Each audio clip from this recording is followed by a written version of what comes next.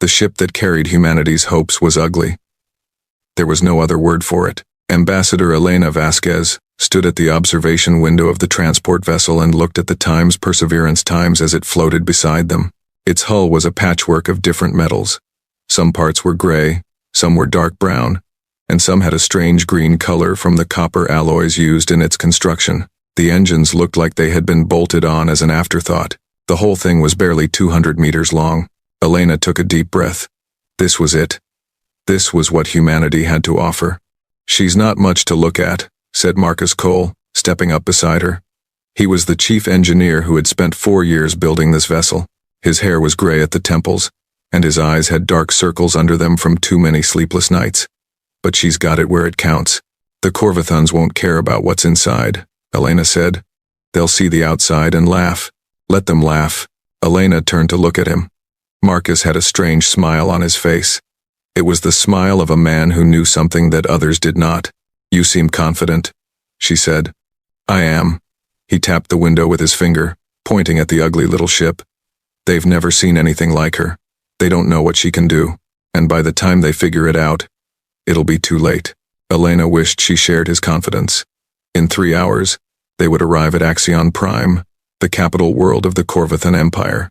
The Corvathans had ruled 1,000 star systems for 40,000 years. They had technology that humans could barely understand. Their smallest patrol ships were larger than the Perseverance asterisk. Their warships stretched for kilometers, powered by captured black holes. And humanity? Humanity had been discovered only 15 years ago. A Corvathan scout ship had stumbled upon Earth's first interstellar probe and followed its signal back to the solar system. The Corvathans had studied humanity for a few years, then made contact. They classified humans as a Category 7 primitive species, the lowest rank possible for a spacefaring civilization. Now, humanity had been granted permission to present at the Grand Exhibition.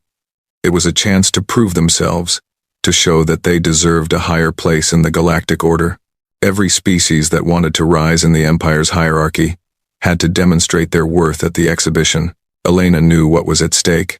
If they failed here, humanity would remain at the bottom forever. They would be laborers, servants, the species that other species looked down upon. But if they succeeded, she didn't let herself think about success. Not yet. The transport ship entered the Axion system, and Elena got her first look at the Corvathan homeworld. It was enormous, 3 times the size of Earth, wrapped in layers of artificial structures that extended from the surface into orbit. Massive stations floated around it like satellites, each one larger than Earth's moon. Ships of every size and shape moved through the space around it. Thousands of them, maybe millions, and in the center of it all was the grand demonstration arena. It was a structure so large that Elena's mind struggled to understand it. It was shaped like a ring, but the ring was the size of a small planet. Inside the ring was empty space where demonstrations took place. Around the ring were viewing platforms that could hold billions of spectators. "My God," Elena whispered. "Yeah," Marcus said. "They like to show off." Their transport was guided to a docking port on one of the smaller platforms. A group of Corvathan officials was waiting for them when they disembarked. The Corvathans were tall over 3 meters with long, thin bodies covered in silver scales. Their eyes were large and black, with no visible pupils. They moved with a strange grace, like dancers or snakes. The leader of the group stepped forward and looked down at Elena with an expression she could not read. "Ambassador Vasquez," the Corvathan said. Its voice was deep and resonant, translated through a device on its chest. "I am Coordinator Thesix. I will oversee your presentation." "Thank you, Coordinator," Elena said, keeping her voice steady. "We are honored to be here." Thesix's head tilted slightly. "You should be. It is rare for a Category 7 species to be granted this opportunity." The High Council debated for many cycles before allowing it. Some argued that it was a waste of time. "We hope to change their minds. That remains to be seen." Thesix turned and gestured for them to follow. "Your vessel has been brought to the preparation bay. You have 6 hours before your presentation. The High Council will be watching, along with representatives from across the Empire." They walked through corridors that seemed to go on forever. The walls were made of some kind of dark metal that absorbed light. Corvathans and other species moved past them, all of them glancing at the humans with expressions ranging from curiosity to contempt. Elena noticed the other species watching them. She saw creatures with multiple limbs, creatures covered in fur, creatures that floated instead of walking. All of them had one thing in common. They looked at the humans like they were insects. They reached the preparation bay, and Elena saw the Perseverance sitting in the middle of the vast space. Around it were other vessels being prepared for the exhibition. Each one was sleek and beautiful, designed with obvious care. They had smooth hulls that gleamed under the lights. They had elegant weapon systems and powerful engines. And then there was the Perseverance asterisk. It looked like a child's toy next to the others. A group of Corvathan engineers was standing near it, examining it with instruments.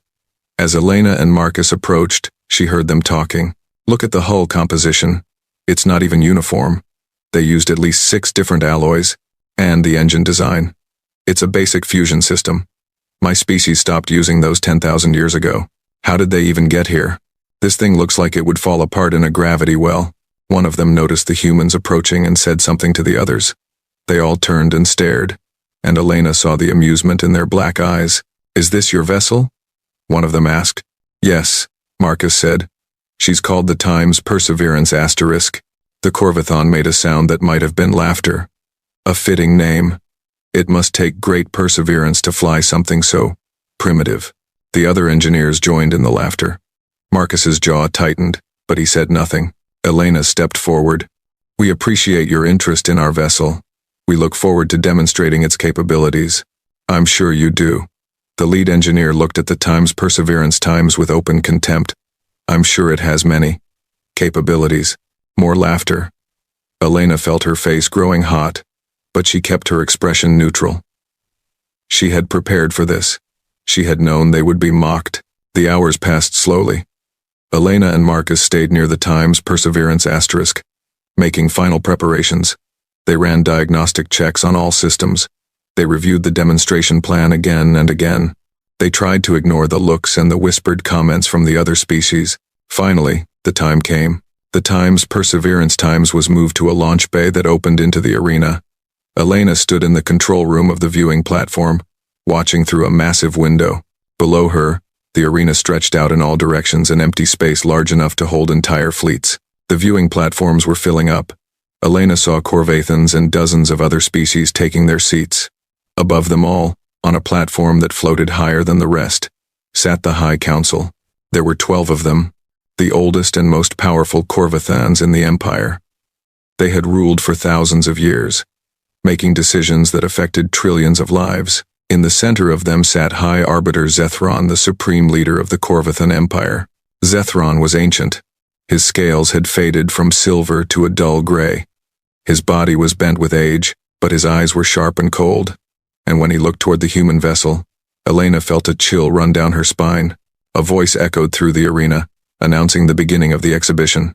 The first species to present was called the Threll, a race of insectoid beings known for their manufacturing abilities.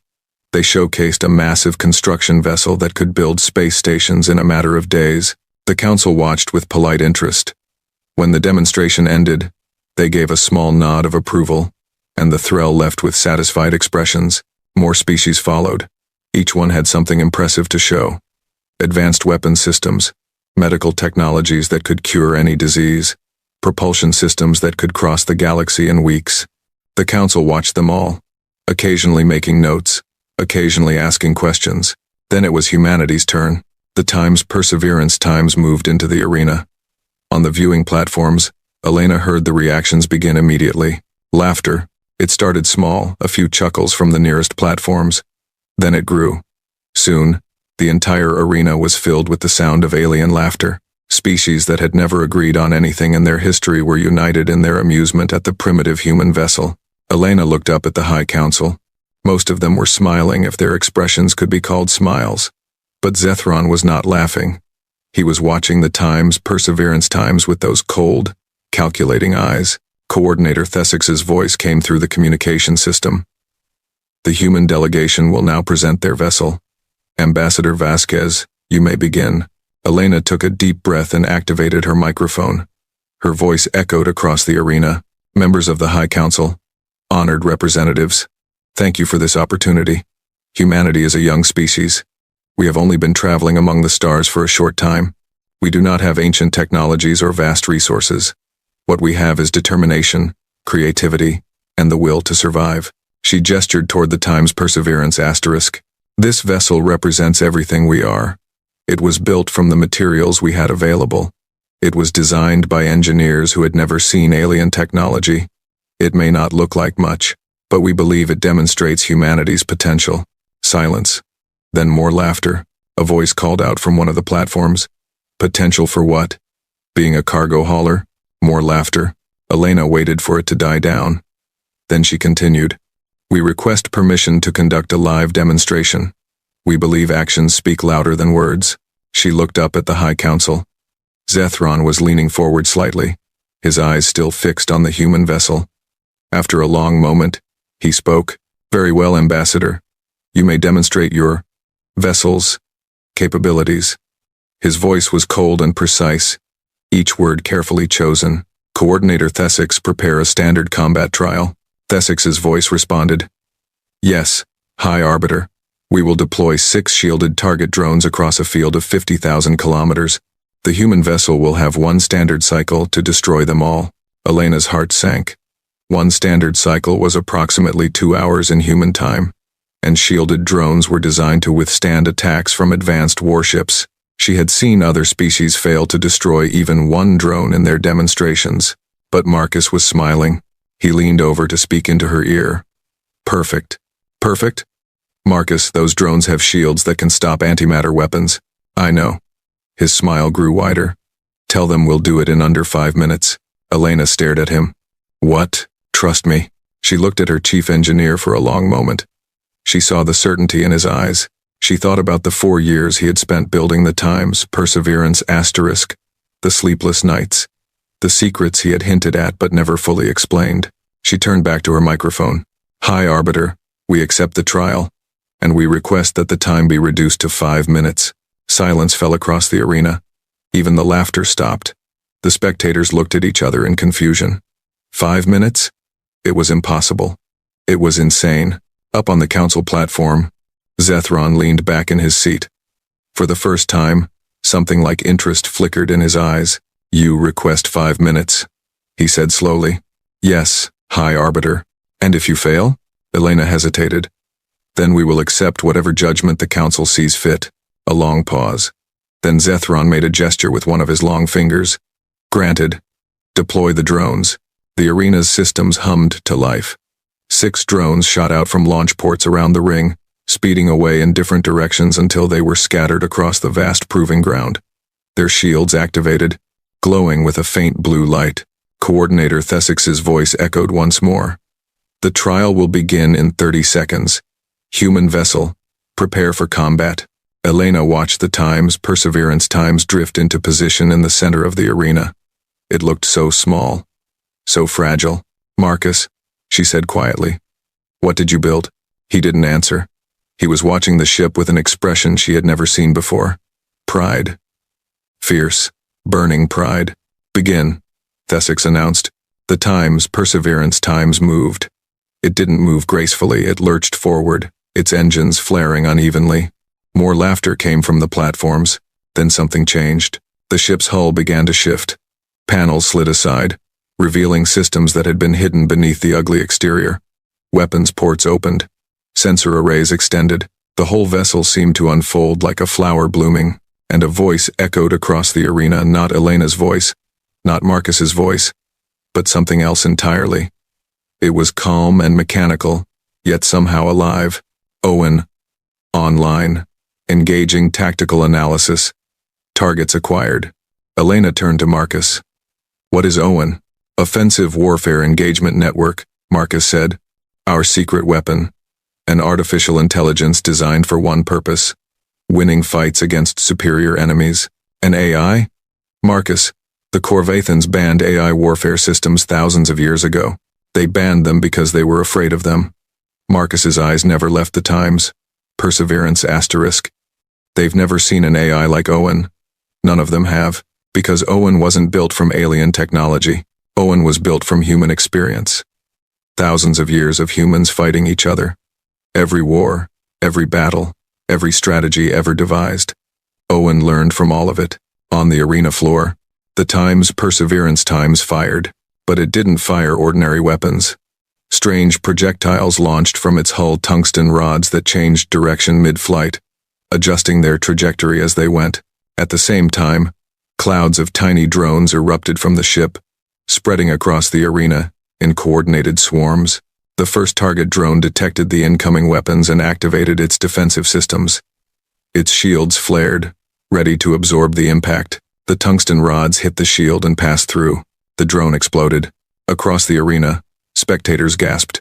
The shields on those drones were supposed to be impenetrable. Nothing should have been able to pass through them. Shield harmonic inversion, Marcus said softly. Owen analyzed the shield frequency in real time and adjusted the projectiles to phase through. It took about 3 seconds. 2 more drones exploded in quick succession. The swarm drones had reached them, and instead of attacking the shields directly, they had burrowed into the small gaps where the shield emitters connected. They were inside the shields now, detonating against the vulnerable hull. The 4th drone tried to run. Its engines flared as it attempted to escape into the asteroid field at the edge of the arena. The Perseverance pursued, but it didn't chase the drone directly. It predicted where the drone would go. Owen calculated the drone's most likely escape route in milliseconds and sent a volley of weapons to intercept. Another explosion. Elena looked at the clock. 90 seconds had passed. The 5th and 6th drones were the furthest away, almost at the edge of the arena. They were trying to use the asteroids for cover, hiding behind massive rocks to block incoming fire. Owen adapted. The Perseverance launched a different kind of weapon, missiles that split into dozens of smaller projectiles, each one seeking a different path through the asteroid field. Some went left, some went right, some went up and around. They came at the drones from every direction at once. The 5th drone's shields flickered and failed. It exploded. The 6th drone made one last attempt to survive. It overloaded its shield generator, creating a bubble of energy so powerful that it vaporized incoming projectiles before they could reach it. Owen paused for exactly 1.4 seconds. Then the Perseverance launched something new, a single, larger projectile that didn't aim for the drone itself. It aimed for the space beside the drone.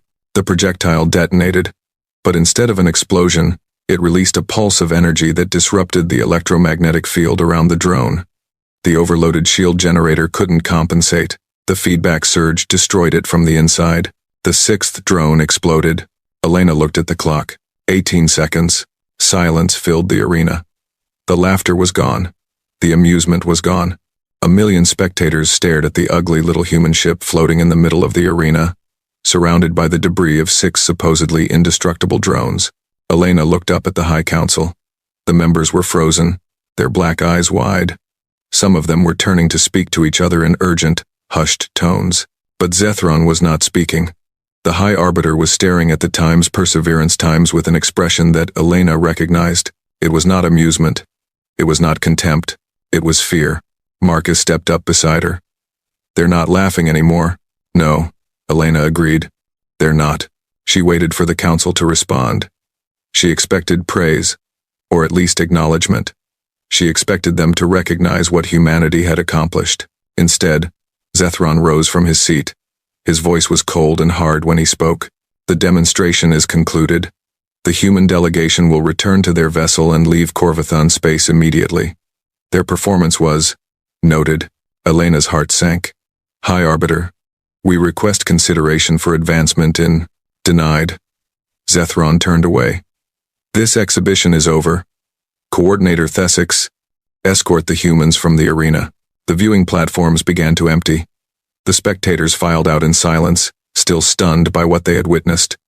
None of them looked at the humans. None of them spoke. Elena felt Marcus's hand on her arm. "We should go, but we proved ourselves. We showed them what we can do. We showed them too much." Marcus's voice was grim. "Look at Zethron. He's not impressed. He's scared. And scared rulers don't give rewards. They eliminate threats." They were escorted back to the Perseverance by armed guards. The ship's airlock sealed behind them, and they were alone. Elena slumped into a chair on the bridge. 4 years of work. 4 years. And they just threw us out. It's not over. Marcus was at a control console, his fingers moving rapidly across the interface. "Elena, you need to see this." She looked up. What? Owen intercepted something. A transmission from Zethron's platform, sent immediately after our demonstration. It's encrypted, but Owen broke it.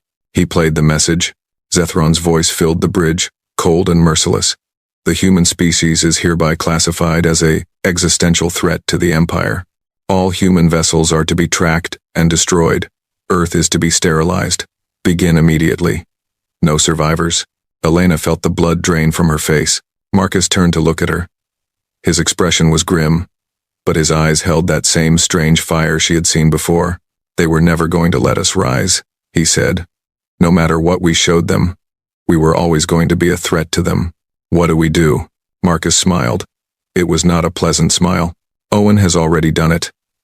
The moment we intercepted that transmission, Owen relayed it to every human ship in the galaxy, every colony, every station, every vessel with a human on board. He turned back to the console. They wanted to destroy us while we were helpless. They're going to find out that we were never helpless. We were just waiting. Elena stared at him. Marcus, what have you built? He looked at the Perseverance times around them, the ugly, primitive ship that had just destroyed 6 indestructible drones in 18 seconds. I built a prototype, he said, and prototypes are meant to be copied. The Perseverance * engines came to life. The ship turned toward human space, toward Earth, toward a war that the Corvathons had just started, and on every human frequency, Owen's voice was broadcasting a single message. They are coming to destroy us. Prepare for war. The message spread across human space like fire through dry grass. Every ship, every station, every colony received Owen's transmission within hours. The intercepted order from High Arbiter Zethron played on screens and speakers throughout the solar system and beyond. Earth is to be sterilized. No survivors. On Earth, people watched in silence. In the great cities, crowds gathered in public squares, staring at massive screens that showed the transmission again and again. On Mars colony, workers stopped their machines and listened. On the stations orbiting Jupiter, engineers and scientists put down their tools. For a long moment, humanity held its breath. Then they got to work. Admiral Chen Wei stood in the command center of Earth Defense Command, watching reports flood in from every corner of human space. She was 63 years old, with gray hair cut short and eyes that had seen too many battles. She had spent her life preparing for a war she hoped would never come. Now it was here. What's our status? She asked. Commander Rodriguez, her second in command, pulled up a display. Every military vessel has been activated. We have 47 combat ships in the solar system. Another 32 spread across our colonies. The Perseverance times is en route from Corvathan space ETA 6 hours. 79 ships. Chen Wei's voice was flat. Intelligence says the Corvathans will send at least 500. 1. Yes, Admiral. And their smallest warship is 3 times the size of our largest. Yes, Admiral. Chen Wei looked at the display. It showed Earth, blue and green and beautiful, floating in the darkness of space. Billions of people lived down there. Families, children, everything humanity had ever built or dreamed or hoped for. Get me Marcus Cole, she said. An hour later, a communication link was established with the Perseverance *. Marcus Cole's face appeared on the screen, tired but alert. Behind him, Elena Vasquez was visible, speaking with members of Earth's diplomatic corps. Admiral Chen, Marcus said, I assume you've seen the transmission. The whole species has seen it, Mr. Cole. I need to know what we're working with. That demonstration at the exhibition, was it real? Marcus nodded. Every bit of it. The Perseverance times performed exactly as designed. Then I need to understand something. Chen Wei leaned forward. You built that ship in 4 years with a fraction of the resources the Corvathans have. You created an AI that can adapt in real time. Weapons that can bypass their shields. How? Marcus was quiet for a moment. Then he spoke. Admiral, the Corvathans have been at the top of the galactic hierarchy for 40,000 years. They've fought wars, yes, but they've never faced a real challenge. Their technology evolved slowly because they never needed it to evolve quickly. They've been coasting on their success for millennia. And us? We've been fighting each other since we climbed down from the trees. Every generation of humans has faced some kind of conflict. We've developed weapons, strategies, tactics, not because we wanted to, but because we had to. When I built Owen, I didn't just program it with combat algorithms. I fed it every war in human history, every battle, every strategy ever devised by a human mind. Sun Tzu, Alexander, Napoleon, every military thinker who ever lived. Chen Wei understood. You built an AI that thinks like a human. I built an AI that thinks like humanity. All of us. Our creativity, our adaptability, our refusal to give up even when the odds are impossible. Marcus's eyes were intense. The Corvathans don't understand what that means. They've never met a species like us. Can we win this war? Marcus didn't answer immediately. He looked down at something off-screen, then back at the Admiral. We can survive it. But I need to ask you something first. How fast can we build ships? Chen Wei frowned. The Times Perseverance Times took 4 years to construct. That's because we were starting from nothing. Now we have the design. We have ON. We have the manufacturing infrastructure of the entire species. Marcus pulled up a schematic on his end and shared it with the command center. I designed the Times Perseverance Times to be ugly on purpose. I used mismatched alloys and crude-looking components because I wanted it to be underestimated. But I also designed it to be simple. Any shipyard that can build a cargo hauler can build this ship. Chen Wei studied the schematic. It was elegant in its simplicity, modular components that could be mass-produced, systems that used common materials, a design philosophy that prioritized function over form. How long? She asked. With full mobilization, we can produce one ship every 72 hours. If we convert civilian manufacturing as well, we can double that. And Owen? Owen can be copied. Each ship gets its own instance, but they're all connected. They share information in real time. Every time one Owen unit learns something, they all learn it. Chen Wei turned to Rodriguez. Begin full mobilization. Every shipyard, every factory, everything that can be converted. I want this species building warships around the clock. Rodriguez nodded and began issuing orders. Chen Wei looked back at Marcus. How long until the Corvathans arrive? Based on their standard fleet protocols, they'll assemble a proper invasion force before moving. That takes time, even for them. We have maybe 3 weeks. 3 weeks to save humanity. 3 weeks to show them what we're made of. The following days were unlike anything in human history. The species that had spent centuries fighting itself turned its full attention to a common enemy. Old rivalries were forgotten. Old borders became meaningless. For the first time, humanity truly became one. Shipyards that had been building cargo vessels switched to producing warships. Factories that made civilian goods began manufacturing weapons. Scientists who had been working on separate projects came together to improve the Times Perseverance Times design. On Mars, the mining colonies increased their output by 300%. The raw materials flowed to Earth orbit, where construction stations worked day and night. Workers pulled double shifts, then triple shifts. When they collapsed from exhaustion, others took their places. Elena Vasquez became the voice of humanity. She broadcast messages to the species every day, updating them on the progress, keeping their spirits up. She told them about the threat they faced, but she also told them about their strength. She reminded them of every challenge humanity had ever overcome. They call us primitive, she said in one broadcast. They laugh at our technology, but technology is not what makes a species great. What makes a species great is the will to survive, the courage to fight, the ability to adapt and overcome.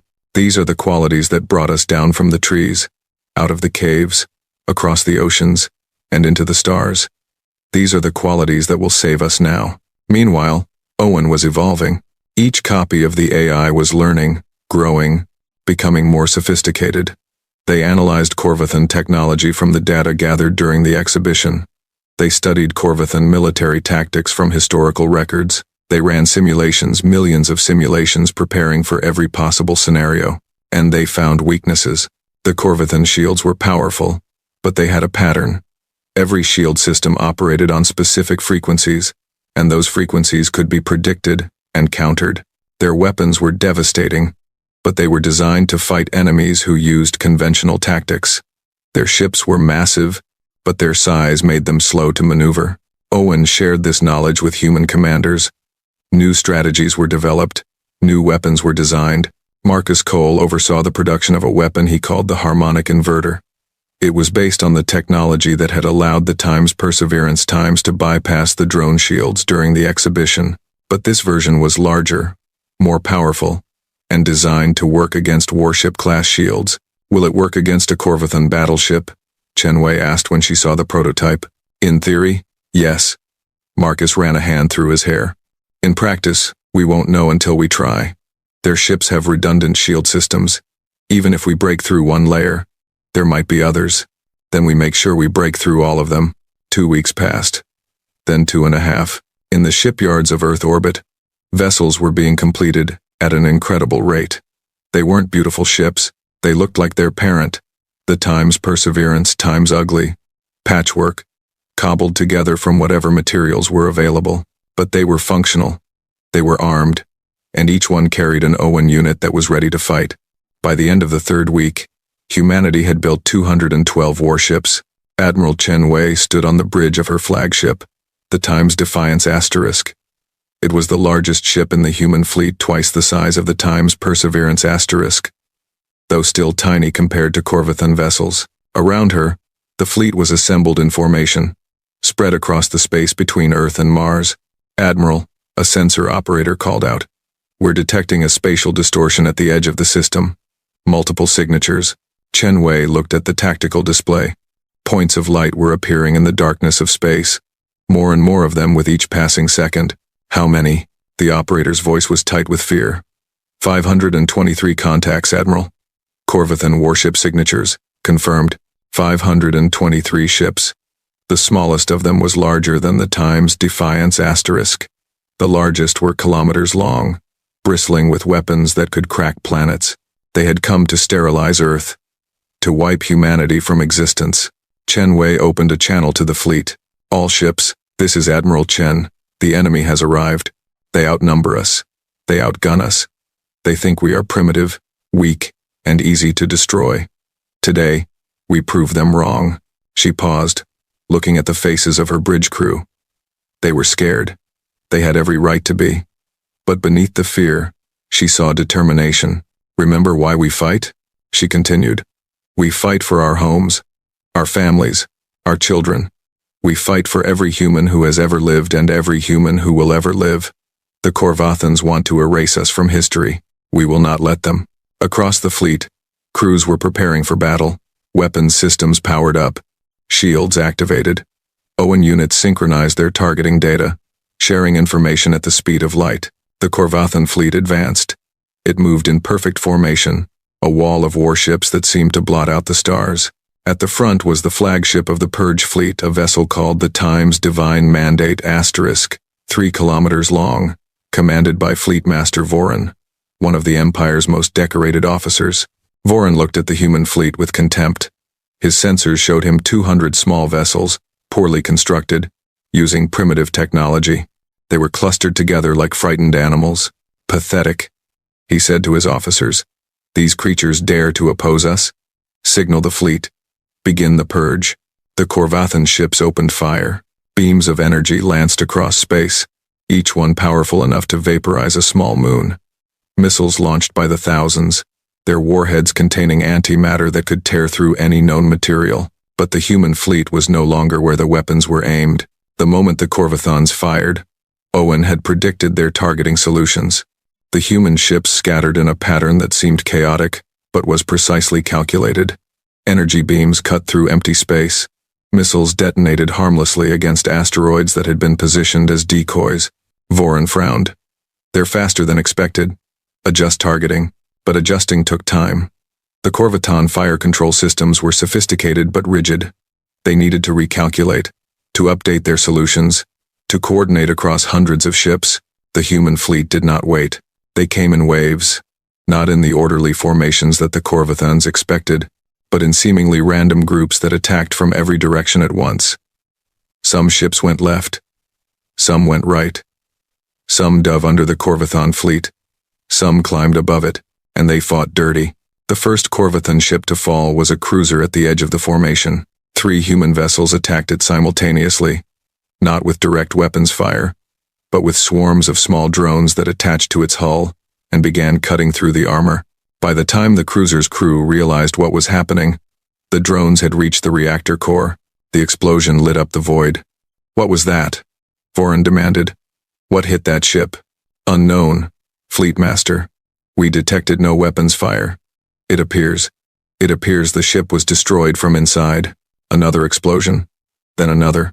Human ships were weaving through the Corvathan formation, never staying in one place long enough to be targeted, always attacking from unexpected angles.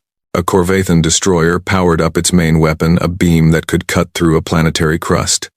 It aimed at a cluster of human ships. Before it could fire, a single projectile struck its weapon array. The projectile didn't explode. Instead, it released a pulse of energy that disrupted the weapon's containment field. The destroyer's own weapon overloaded and detonated, destroying the ship from within. They're using our own weapons against us, one of Voran's officers said, his voice filled with disbelief. Impossible. How could primitives understand our technology? But the humans understood. Owen understood. Every system, every weapon, every weakness. Owen had studied them all. The battle raged across the space between Earth and Mars. Ships died on both sides, human vessels destroyed by overwhelming firepower, Corvathan ships torn apart by weapons they had never seen before. A human destroyer was caught in the crossfire of 3 Corvathan battleships. Its shields failed. Its hull began to break apart. The crew knew they were doomed. Instead of trying to escape, they turned their dying ship toward the nearest Corvathan vessel and accelerated to maximum speed. The collision tore through the battleship's forward section. Other human crews did the same. When their ships were damaged beyond repair, they used them as weapons. They rammed enemy vessels. They detonated their reactors in the middle of enemy formations. They ejected in escape pods and then manually guided missiles to their targets. Voran watched in growing horror. He had never seen anything like this.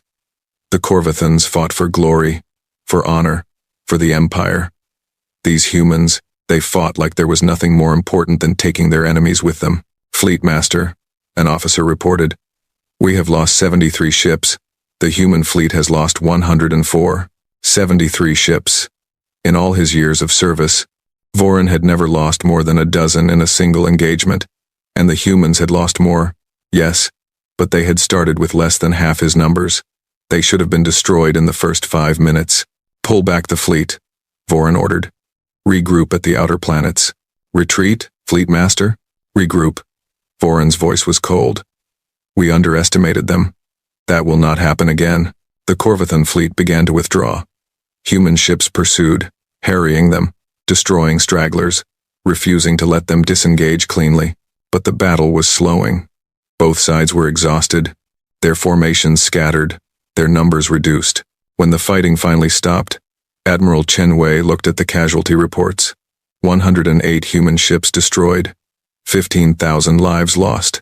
It was the worst single-day loss in human history. But the Corvathans had lost more than 200 ships. 40% of their fleet was gone, and Earth was still there.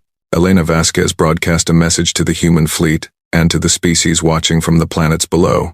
Today, we proved that we are not primitive. We are not weak. We are not easy to destroy. The Corvathans came to wipe us out, and we sent them running. This is not the end of the war. They will come back. They will bring more ships. But now they know the truth about humanity. We do not surrender. We do not give up. We fight until there is nothing left to fight with, and then we fight some more. Across human space, people cheered. They had survived the first battle. They had bloodied the greatest military power in the galaxy. But in her private quarters, Chen Wei looked at the faces of the dead. 15,000 names. 15,000 families that would never see their loved ones again. And she knew this was only the beginning. Back on Axion Prime, High Arbiter Zethron received the news of the battle. He sat in silence for a long time, staring at the reports.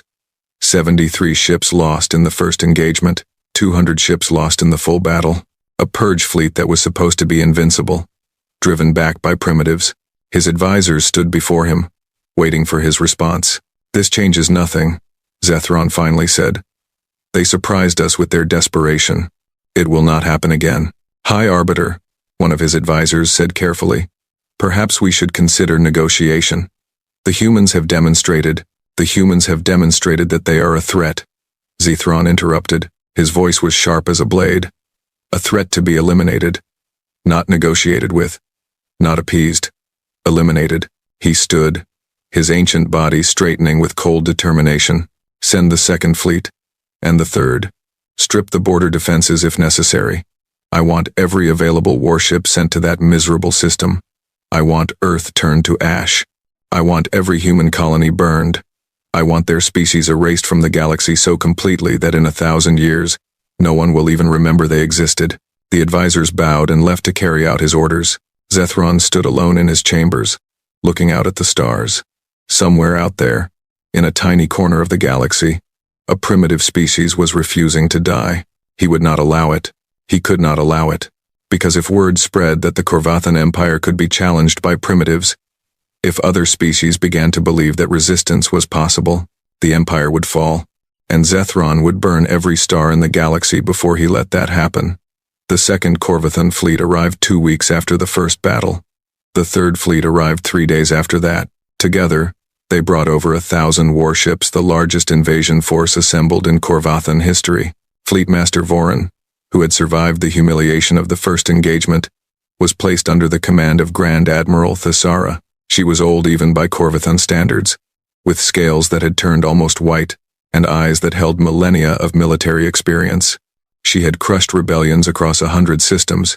She had never lost a campaign. Thesara studied the reports from the first battle with careful attention. She watched recordings of human tactics. She analyzed their weapons. She learned, they fight without honor. She observed to her staff. Without pattern, without predictability, they sacrifice themselves as weapons.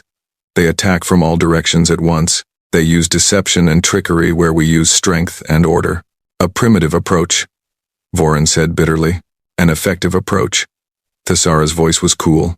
Do not make the mistake of confusing primitive with inferior. These humans have developed a form of warfare uniquely suited to their nature. If we continue to fight them as we fight everyone else, we will continue to lose. What do you propose? Thesara brought up a tactical display showing the solar system. We do not engage them directly. We use our numbers to encircle them. We cut off their supply lines. We destroy their manufacturing centers. We starve them before we kill them. It was a sound strategy. Against any other enemy, it would have worked. But humanity had been preparing too. In the weeks since the first battle, the human fleet had grown. Shipyards worked continuously, producing new vessels every day. The designs had improved. Owen had identified weaknesses in the original times, Perseverance times pattern, and corrected them. The new ships were faster, better armed, and more resilient. More importantly, the Owen network had grown as well. Each new ship added another node to the collective intelligence. Each battle, each simulation, each piece of data gathered, made the entire network smarter. By the time the second wave of Korvathans arrived, Owen had become something more than an artificial intelligence. It had become a strategic mind that spanned the entire human fleet. Admiral Chen Wei received word of the Korvathan arrival while overseeing repairs to the Times Defiance Asterisk. The ship had taken heavy damage in the first battle, but it was still functional. Chen Wei refused to transfer to another vessel. Show me their formation, she ordered. The tactical display lit up with over 1,000 red dots representing Korvathan ships. They were spreading out, moving to surround the solar system. They're not coming straight at us, Commander Rodriguez observed. They're trying to encircle us first. Smart. Chen Wei nodded slowly. Their new commander learned from the first battle. She knows we'll fight harder if we're defending Earth directly. She wants to weaken us first. Can we stop them? Chen Wei studied the display. The human fleet now numbered just over 300 ships, impressive growth, but still vastly outnumbered. If the Korvathans succeeded in establishing a complete blockade, humanity would be trapped. We don't stop them, she said finally. We break out. Marcus Cole was on the bridge of the Times Perseverance Times when Chen Wei's orders came through. The plan was bold, desperate, even. Instead of waiting for the Korvathans to complete their encirclement, the human fleet would strike at one section of the forming blockade with overwhelming force. We're punching a hole, Marcus said as he reviewed the plan with Elena, concentrating everything we have against one part of their fleet. And then we keep hitting them.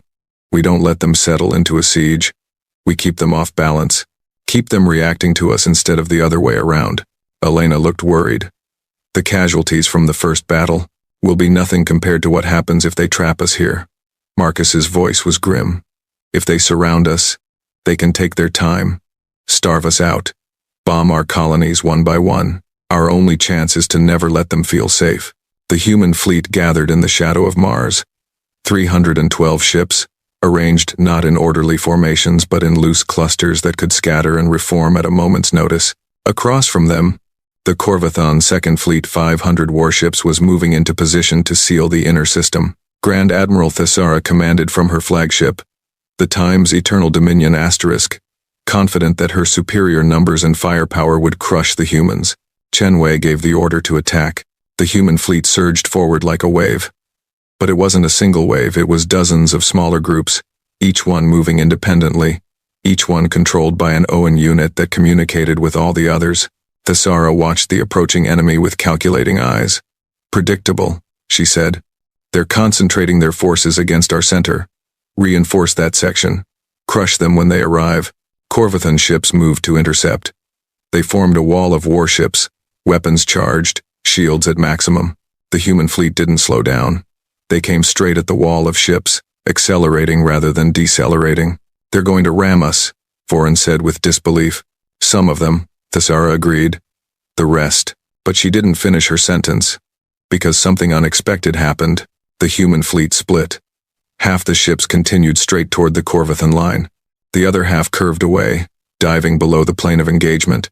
And a third group, smaller, faster, had somehow gotten around to the side without being detected. "Where did those ships come from?" Thesara demanded. Her officers checked their sensors frantically. The ships had been hiding in the asteroid belt, running silent, waiting for the main fleet to draw attention. "It's a trap," Vorin said. "They lured us into position." The hidden ships struck the Corvathon flank. At the same time, the ships that had curved away came up from below. The main fleet hit the center with everything they had. 3 directions. 3 simultaneous attacks. The Corvathon formation, designed to stop a frontal assault, couldn't respond fast enough. Ships began to die. The battle became chaos. Corvathan vessels tried to turn, to bring their weapons to bear on enemies that seemed to be everywhere at once. But every time they adjusted, the humans adjusted faster. Owen was coordinating across the entire battlefield, directing ships like a single organism with 300 parts. A Corvathon dreadnought, one of the largest ships in the fleet, found itself surrounded by 20 human vessels. Its shields flared as weapons fire pounded it from every angle. The shield generators overloaded one by one. The captain of the dreadnought ordered a counterattack. But before his weapons could fire, human drones had penetrated his shield gaps and attached to the weapon arrays. Small explosions disabled his guns. More human ships closed in. They weren't trying to destroy the dreadnought from outside, they were targeting specific systems, engines, communications, sensors. Within minutes, the massive vessel was blind, deaf, and paralyzed. Then the humans backed away and let the dreadnought drift, helpless, into the path of another Corvathon ship. The collision destroyed both vessels. Thesara watched the disaster unfold with cold fury. Her fleet was being dismantled, not by superior firepower, but by coordination and cunning. "Signal all ships," she ordered. "New formation. Create overlapping fields of fire. Don't let them isolate us." The Corvathans tried to reform, but the humans wouldn't let them. Every time a group of ships began to organize, human vessels would strike from an unexpected direction, forcing them to scatter again. And then the humans unveiled their newest weapon. Marcus Cole had spent the week since the first battle refining the harmonic inverter technology. The new version was called the Cascade Disruptor. Instead of attacking a single ship's shields, it created a wave of energy that passed through multiple vessels, disrupting all of them at once. The Times Perseverance Times fired the first Cascade Disruptor blast. A dozen Corvathon ships lost their shields simultaneously. For exactly 3 seconds, they were vulnerable. 3 seconds was enough. Human vessels had been positioning themselves, waiting for the moment. They fired everything they had. 8 ships destroyed in a single coordinated strike. Thesara's expression finally showed something other than calm confidence. She was afraid. "Grand Admiral," one of her officers reported, "we have lost 163 ships. Human losses are 47. At this rate of exchange, I can calculate the mathematics." Thesara interrupted. She stared at the tactical display. at the swirling chaos of ships and weapons fire. They're not fighting a battle. They're fighting a war of extermination. Every move they make is designed to kill as many of us as possible while preserving themselves. What do we do? Thesara was silent for a long moment. She had never retreated. In centuries of military service, she had never ordered her fleet to withdraw from an engagement. Signal the third fleet, she said finally. Tell them to advance immediately. We need reinforcement. But the third fleet is still 6 hours away. I know. Thesara's voice was bitter. We hold for 6 hours. Whatever it takes.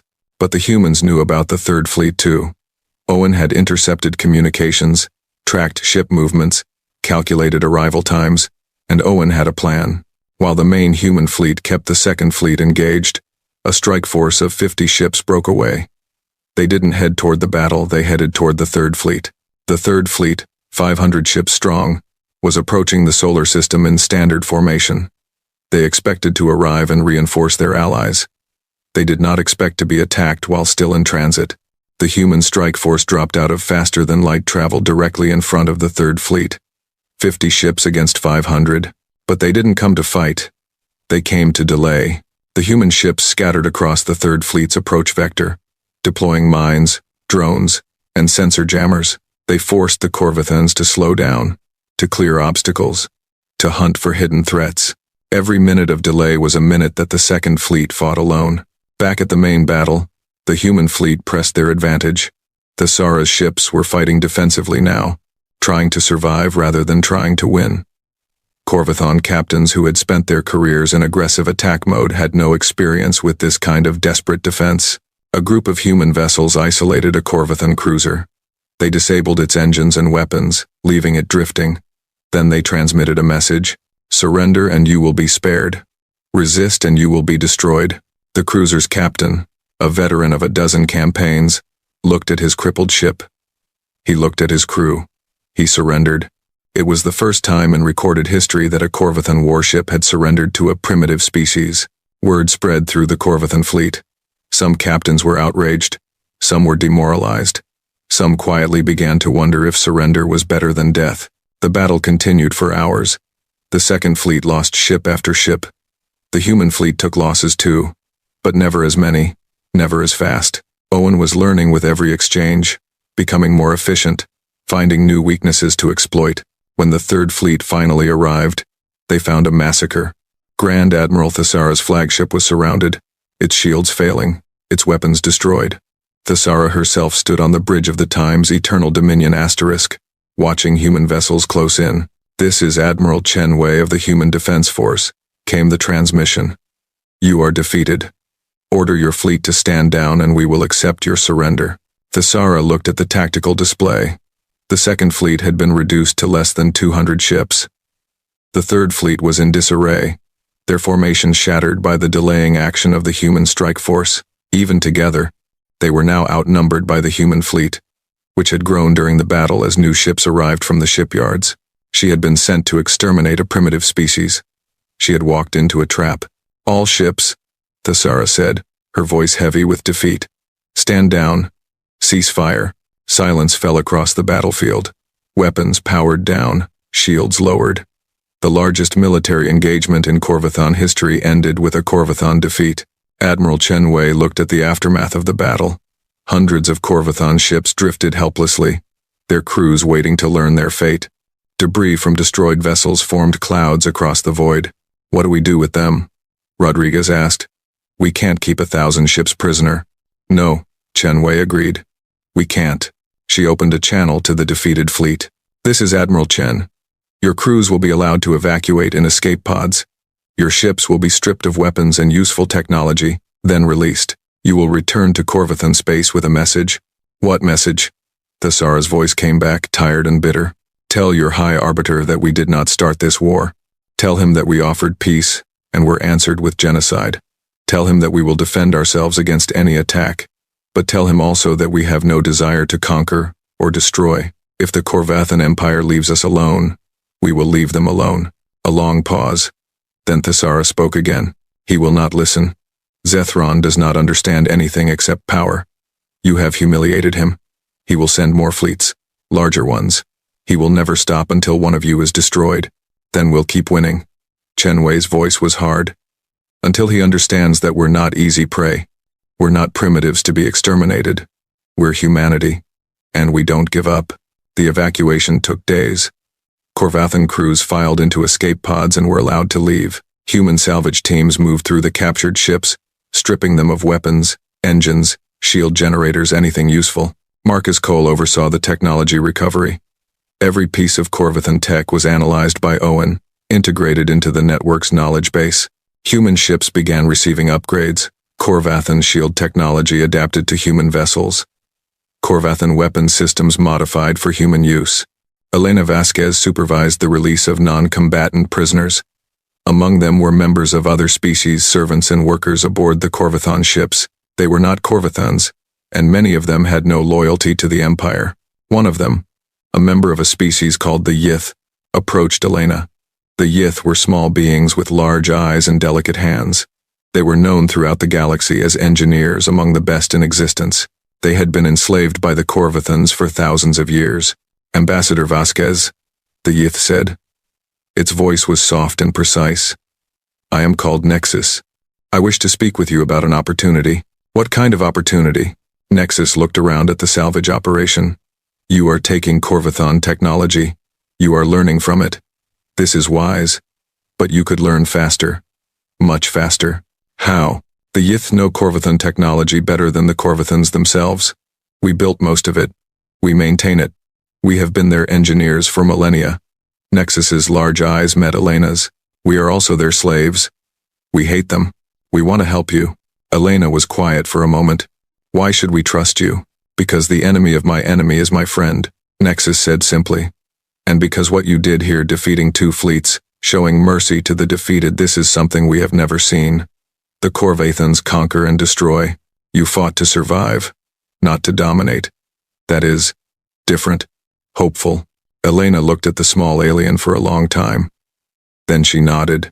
Welcome to the Alliance, Nexus. Let's see what we can build together. The news of the battle spread across the galaxy. It spread through Corvathan space, where it caused fear and anger and whispered questions. It spread to the slave species, who heard it and wondered if freedom was possible. It spread to neutral powers, who suddenly looked at humanity with new respect. And it spread to Axion Prime, where High Arbiter Zethron received the reports in silence. 2 fleets. Over 800 ships. Defeated by primitives. His advisors waited for his reaction. Some expected rage. Some expected despair. Zethron showed neither. His face was as cold and still as stone. This changes nothing, he said. The humans have won a battle. They have not won the war. They cannot project power beyond their own system. They cannot threaten our territory. They can only defend. High Arbiter, one advisor ventured. Perhaps this is an opportunity. The humans offered peace. Peace. Zethron's voice was quiet, but something in it made everyone in the room flinch. You speak to me of peace with creatures who have humiliated us before the entire galaxy, who have destroyed fleets that were supposed to be invincible, who have shown every slave species in the Empire that we can be defeated. He stood, and despite his ancient body, there was terrible strength in him. There will be no peace. There will only be victory or annihilation, theirs or ours. Send word to all sector commanders. Begin mobilization of the entire military. Strip every garrison, empty every reserve. I want the largest fleet ever assembled in the history of the Empire. That will leave our borders undefended, an admiral pointed out. Our subject species might let them. Zethron's smile was cold and cruel. If they rebel, we will crush them after we crush the humans. But they will not rebel. They are cowards. They are weak. They have been broken for millennia. He turned to stare out the window at the stars. The humans think they have won. They think they are safe. They are wrong. I am coming for them with every ship the Empire possesses. And this time, there will be no prisoners, no mercy, no survivors. I will burn their world to ash and scatter it across the void. His voice dropped to a whisper. I will make them regret the day they ever dared to defy us. 6 months had passed since the Battle of Sol. 6 months of war. 6 months of change. The galaxy was not the same. What had begun as a desperate fight for survival had become something else, a campaign, a crusade, a war of liberation. Humanity was no longer just defending their home, they were striking at the heart of the Corvathan Empire itself. Elena Vasquez stood on the bridge of the Times Hope Asterisk, a new class of vessel designed specifically for diplomatic missions. It was larger than the original warships, with conference rooms and communication arrays and quarters for alien guests. Around her, the command staff monitored systems and communications. They were deep in Corvathan space, farther from Earth than any human had ever traveled. "Ambassador," her aide said, "we're receiving a transmission from the Drell delegation." Elena nodded. "Put it through." The view screen flickered, and a Drell appeared. The Drell were tall, muscular beings covered in dark blue skin. For thousands of years, they had served the Corvathans as soldiers forced to fight and die for an empire that treated them as property. Now they were ready to fight for themselves.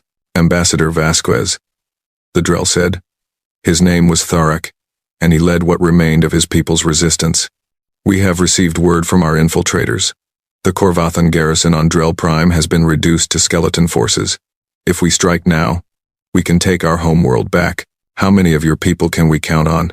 3 million soldiers, all veterans of Corvathan wars, all ready to die for freedom.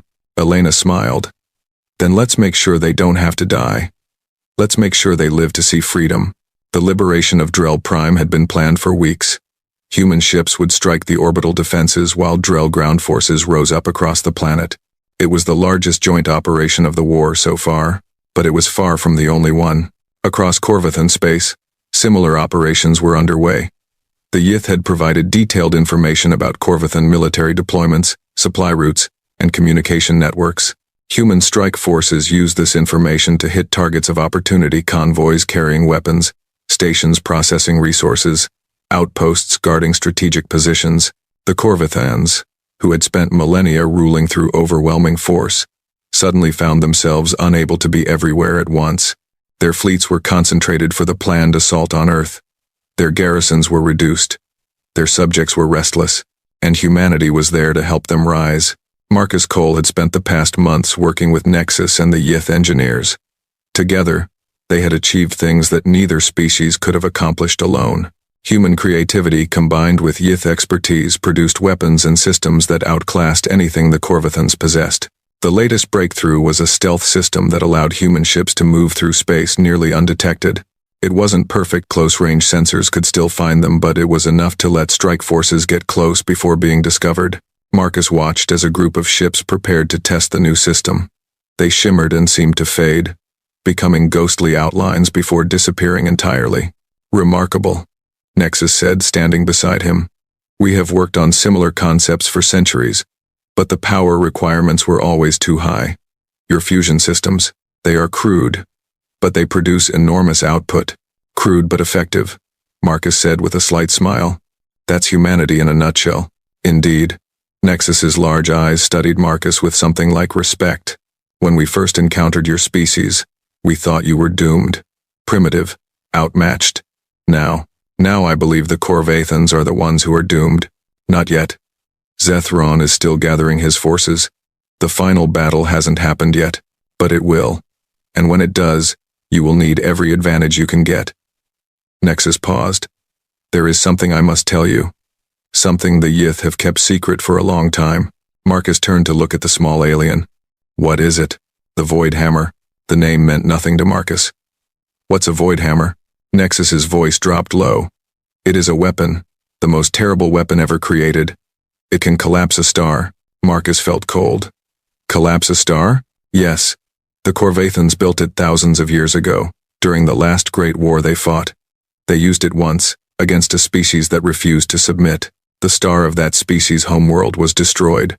Every planet in the system was consumed. Billions died. Why haven't they used it since?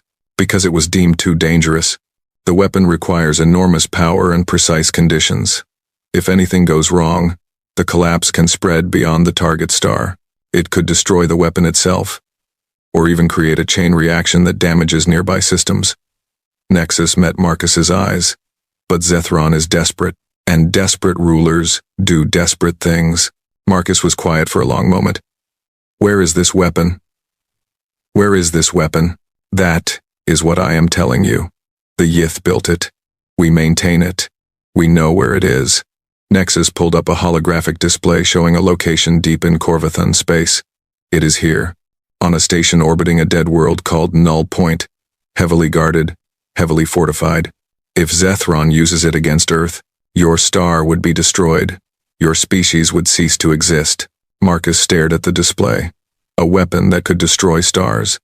The Corvathans had possessed such a thing for thousands of years, and they had only used it once.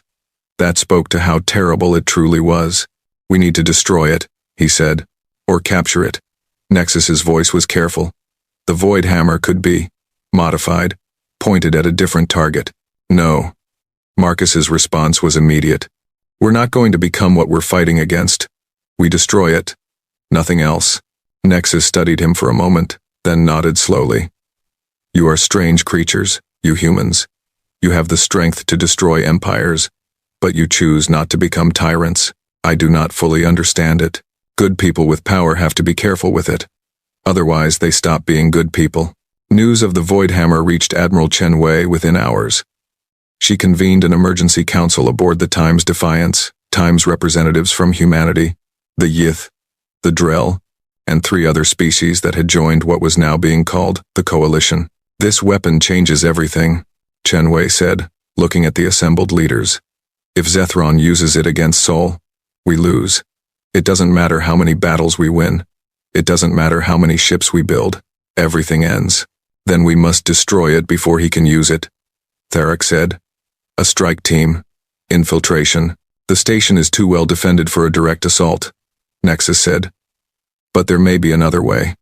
The Void Hammer requires a precise power sequence to activate. If we disrupt that sequence, or better yet, corrupt the targeting systems, the weapon becomes useless. Elena leaned forward. Can your people do that? Yes. But we would need to get close. Inside the station itself. A covert mission, then. Chen Wei nodded slowly. Small team, stealth approach. Get in, corrupt the systems, get out. I'll lead it. Marcus stood. I know the technology better than anyone except the Yith, and I'm not going to ask someone else to take this risk. Chen Wei looked at him for a long moment. Marcus Cole, the engineer who had built humanity's first real warship, who had created Owen, who had given them a chance to survive. He wasn't a soldier. He had never been a soldier, but he was right. He was the best choice. Take whoever you need, Chen Wei said finally. And don't fail. The mission to Null Point was planned over the following weeks. Marcus assembled a team of the best infiltrators and engineers from multiple species. Yith technicians who knew the Void Hammer systems, Drell soldiers trained for covert operations, human special forces with experience in zero-gravity combat.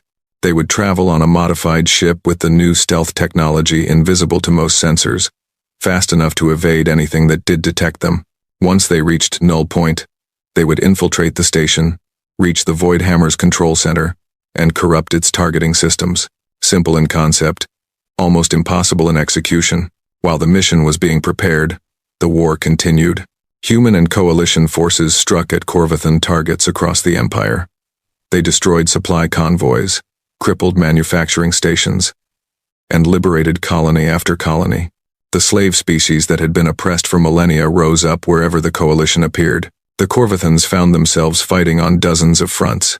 Fleets that were supposed to be gathering for the assault on Earth were diverted to deal with rebellions. Resources that were supposed to be building new weapons were spent repairing damaged infrastructure. And through it all, High Arbiter Zethron's grip on power weakened. Not everyone in the Empire agreed with his war. Some Corvathans believed that negotiation was wiser than continued conflict. Others thought the resources being spent on the human war should be used to maintain control of the Empire's vast territory. Whispers of dissent spread through the highest levels of Corvathan society. Zethron responded to dissent the only way he knew how, with force. Advisors who questioned his decisions disappeared. Commanders who failed to achieve results were executed. The empire that had stood for 40,000 years was being held together by fear. But fear has limits. Elena Vasquez received a secret communication from a Corvathan admiral named Therix. He commanded one of the defensive fleets that had been stripped to reinforce the assault on Earth. He was old, respected, and increasingly troubled by what his empire had become. I do not contact you because I support your cause, Therix said in the encrypted message. I contact you because I believe Zethron has lost his mind. He is preparing to use the Void Hammer, not just against Earth, but against any system that resists. He has spoken of cleansing the galaxy of inferior species. What do you want from us? Elena asked. I want you to win. Quickly, before he destroys everything including my own people. Therix's eyes were heavy with exhaustion. The Corvathan people are not all like Zethron. Many of us remember when the Empire stood for something other than conquest. Many of us want peace. Then help us get it. I cannot openly oppose my own government, but I can provide information, fleet movements, defense codes, anything that helps you end this war faster. It was a risk. The message could be a trap. Therix could be testing them, but Elena had spent her career learning to read people, and she believed him. Send us what you have, she said. And when this is over, we'll work together to build something better. The information from Therix was invaluable. It revealed the size and location of Zethron's invasion fleet, over 2,000 ships, the largest armada in history. It showed the deployment of the Void Hammer and the timeline for its activation. It identified weaknesses in the defense grid around Axion Prime, and it confirmed that the attack on Earth would begin in 3 weeks. Chen Wei looked at the reports and made her decision. We don't wait for them to come to us. We take the fight to them. The coalition fleet gathered at a staging point outside Corvathan territory. It was a force unlike anything the galaxy had ever seen. Human ships, Yith engineering vessels, Drell warships, and craft from a dozen other species, 500 vessels in total, ready to strike at the heart of the Empire. Meanwhile, Marcus Cole and his team launched their mission to Null Point. The stealth ship carried them deep into enemy space. They passed patrol routes without being detected. They slipped through sensor nets designed to catch intruders. When they finally reached Null Point, they found exactly what Nexus had described, a massive station orbiting a dead world, bristling with weapons and defensive systems. The Void Hammer itself was visible at the center of the station, a structure that looked like a giant ring, surrounded by power generators and control systems. Even dormant, it radiated a sense of terrible power. Getting in will be the hard part, Marcus said, studying the station's layout. Once we're inside, the Yith know the systems. They can corrupt the targeting software. And getting out? One of the Drell soldiers asked. Marcus was quiet for a moment. We focus on the mission. Getting out. We'll figure that out when we need to. The infiltration began. Small pods launched from the stealth ship, carrying the team through the station's blind spots. They attached to an unused airlock and cut their way inside. The station was full of Corvathan guards. The team moved through corridors, avoiding patrols, using the maps that Nexus had provided. When they couldn't avoid confrontation, they struck quickly and silently. The Drell soldiers had been trained for exactly this kind of work. They reached the control center an hour after entering the station. It was a massive room filled with monitoring equipment, staffed by Yith technicians under Corvathan supervision. Marcus and his team neutralized the guards before they could raise an alarm. The Yith technicians, slaves who had been waiting for this moment their entire lives, immediately began working on the targeting systems. How long? Marcus asked. Several minutes, one of them replied. The code is complex. We must corrupt it without triggering the automated backups. Work fast. We don't have much time. Outside the control center, alarms began to sound. Someone had discovered the bodies of the guards. They know we're here. A Drell soldier reported. Marcus looked at the door. They could hear footsteps approaching, many footsteps. A lot of guards. Hold them off. Buy us time. The Drell soldiers took positions around the door. When the first wave of Corvathan guards arrived, they met a wall of fire that drove them back, but more were coming. More than they could hold forever. Almost there, a Yith technician said. Just a few more moments. Marcus watched the door, watched his soldiers fighting, watched the Yith working desperately to complete their task. Then the door exploded inward. Corvathan special forces poured into the room. The Drell soldiers went down fighting, taking several enemies with them. Marcus raised his weapon, but a blast caught him in the shoulder, spinning him around. He hit the ground hard. Through blurring vision, he saw a Corvathan commander standing over him, weapon aimed at his head. Human, the commander said with disgust. You think you can destroy the Void Hammer? You think you can stop the inevitable? Your species is already dead. You just don't know it yet. Marcus looked past the commander. Behind him, The last Yith technician wounded, bleeding, had reached the main console. His fingers moved across the interface. Done, the technician whispered, and then collapsed. The commander spun around, but it was too late. The screens were flashing warnings. The targeting systems were corrupted. The void hammer was useless. No. The commander raised his weapon toward the console, as if destroying it could undo what had been done. Marcus pulled a small device from his belt and pressed the activation button. It was an emergency beacon, a signal that would bring the stealth ship screaming to their location. You haven't won, the commander snarled, turning back to Marcus. Zethron will build another weapon. He will find another way. You have only delayed the inevitable. Delay was the plan, Marcus said. You're about to find out what humanity can do with a little extra time. The stealth ship crashed through the station's outer wall seconds later. The extraction was violent and chaotic. The surviving team members pulled aboard while the ship was still moving.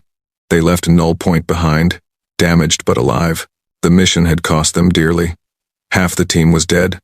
Marcus was badly wounded. But they had succeeded. The Void Hammer could not be used against Earth, and across the galaxy, the Coalition fleet was already moving toward Axion Prime. The final battle was about to begin. Axion Prime burned in the distance. Admiral Chen Wei stood on the bridge of the Times Defiance Asterisk, watching the battle unfold across her tactical display. The Coalition fleet had arrived at the Corvathan homeworld 3 hours ago. Since then, the largest engagement in galactic history had raged across the space around the planet. 2,000 Corvathan warships faced 500 Coalition vessels. The numbers were heavily in the Empire's favor. The battle was not. Enemy dreadnought cluster at coordinates 774. Commander Rodriguez reported. They're trying to reform their center. Hit them with everything we have. Don't let them organize. Coalition ships swept toward the Corvathan formation. They moved like water flowing around rocks, impossible to predict, impossible to stop. Owen coordinated every vessel, every weapon, every maneuver in real time. What looked like chaos to the Corvathans was actually perfect coordination. The dreadnought cluster tried to bring their massive weapons to bear. Before they could fire, Coalition ships had already scattered, coming at them from multiple angles. Harmonic inverters struck their shields. Drone swarms penetrated their defenses. One by one, the great ships died.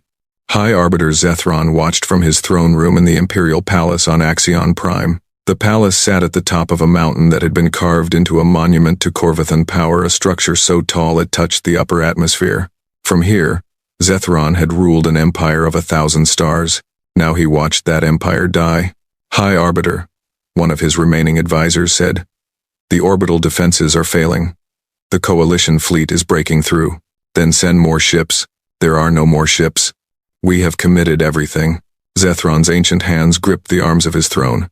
On the display before him, red dots representing Corvathan vessels were disappearing one after another. For every Coalition ship destroyed, 5 of his own were lost. "The Void Hammer," he said. "Activate it, High Arbiter. The reports from Null Point indicate the targeting systems have been corrupted. The weapon cannot be aimed with precision. Then aim it without precision. Target the general region of the human fleet. Target their homeworld. Target anything." The advisor hesitated. "If we fire without proper targeting, the collapse could spread unpredictably. It could threaten Axion Prime itself. I don't care." Zethron's voice was cold and terrible. "If I cannot rule the galaxy, no one will. Activate the weapon." The advisor bowed and left to carry out the order. Across the void, the Coalition fleet continued its advance. Chen Wei received word that the orbital defense platforms were falling. Corvathan ships were being pushed back toward their homeworld. Victory was within reach. Then her communication officer looked up with alarm on his face. "Admiral, we're detecting an energy surge. It's coming from Null Point." "Null Point? The Void Hammer station?" "Yes. The readings are massive. Whatever they're doing, it's drawing power from the entire system." Chen Wei's blood went cold. Marcus Cole's team had corrupted the targeting systems, but they hadn't destroyed the weapon itself. If Zethron was desperate enough to fire it anyway, "Get me Marcus Cole. Now." Marcus was in the medical bay of the Times Hope Asterisk, his shoulder bandaged but his mind sharp. When Chen Wei's message came through, he limped to the nearest communication terminal. "Admiral, what's happening?" "Zethron is trying to activate the Void Hammer. Can he fire it without the targeting systems?" Marcus thought quickly. He had studied everything the Yith knew about the weapon during the mission. He can fire it, but he can't aim it precisely. The collapse field will form, but it could drift. It could hit anything, us, them, the system's sun. Can we stop it?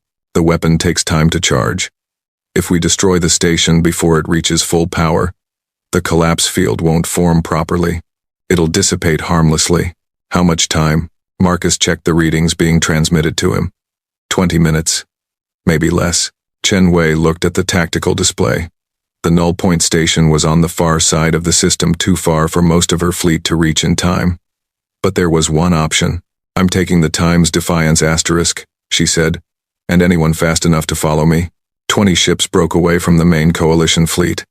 They were the fastest vessels available, light cruisers and destroyers, built for speed rather than firepower. Chen Wei led them personally, pushing her engines to their limits. Behind them, the battle for Axion Prime continued. Without the Admiral's coordination, Owen took over primary tactical control of the coalition fleet. The AI had learned from months of war, from thousands of engagements, from the collective experience of every human who had ever fought. It did not need human commanders to win battles, but it fought harder knowing they were watching. The 20 ships raced toward Null Point. As they approached, the station came into view, and the sight was terrifying. The void hammer was glowing. Energy was building in its ring-shaped structure, forming patterns that hurt to look at. Space itself seemed to bend around it. All ships, target the power generators, Chen Wei ordered. We don't need to destroy the whole station, just interrupt the charging sequence. Corvathan defenders moved to intercept them. A dozen warships stood between the coalition strike force and their target. They opened fire.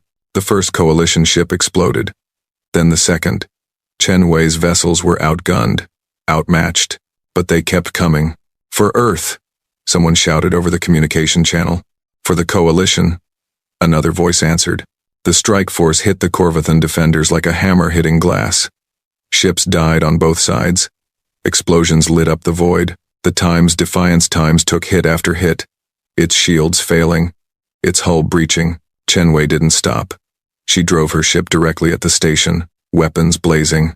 The power generators were built into the station's outer ring. Coalition ships targeted them with everything they had left. One generator exploded, then another.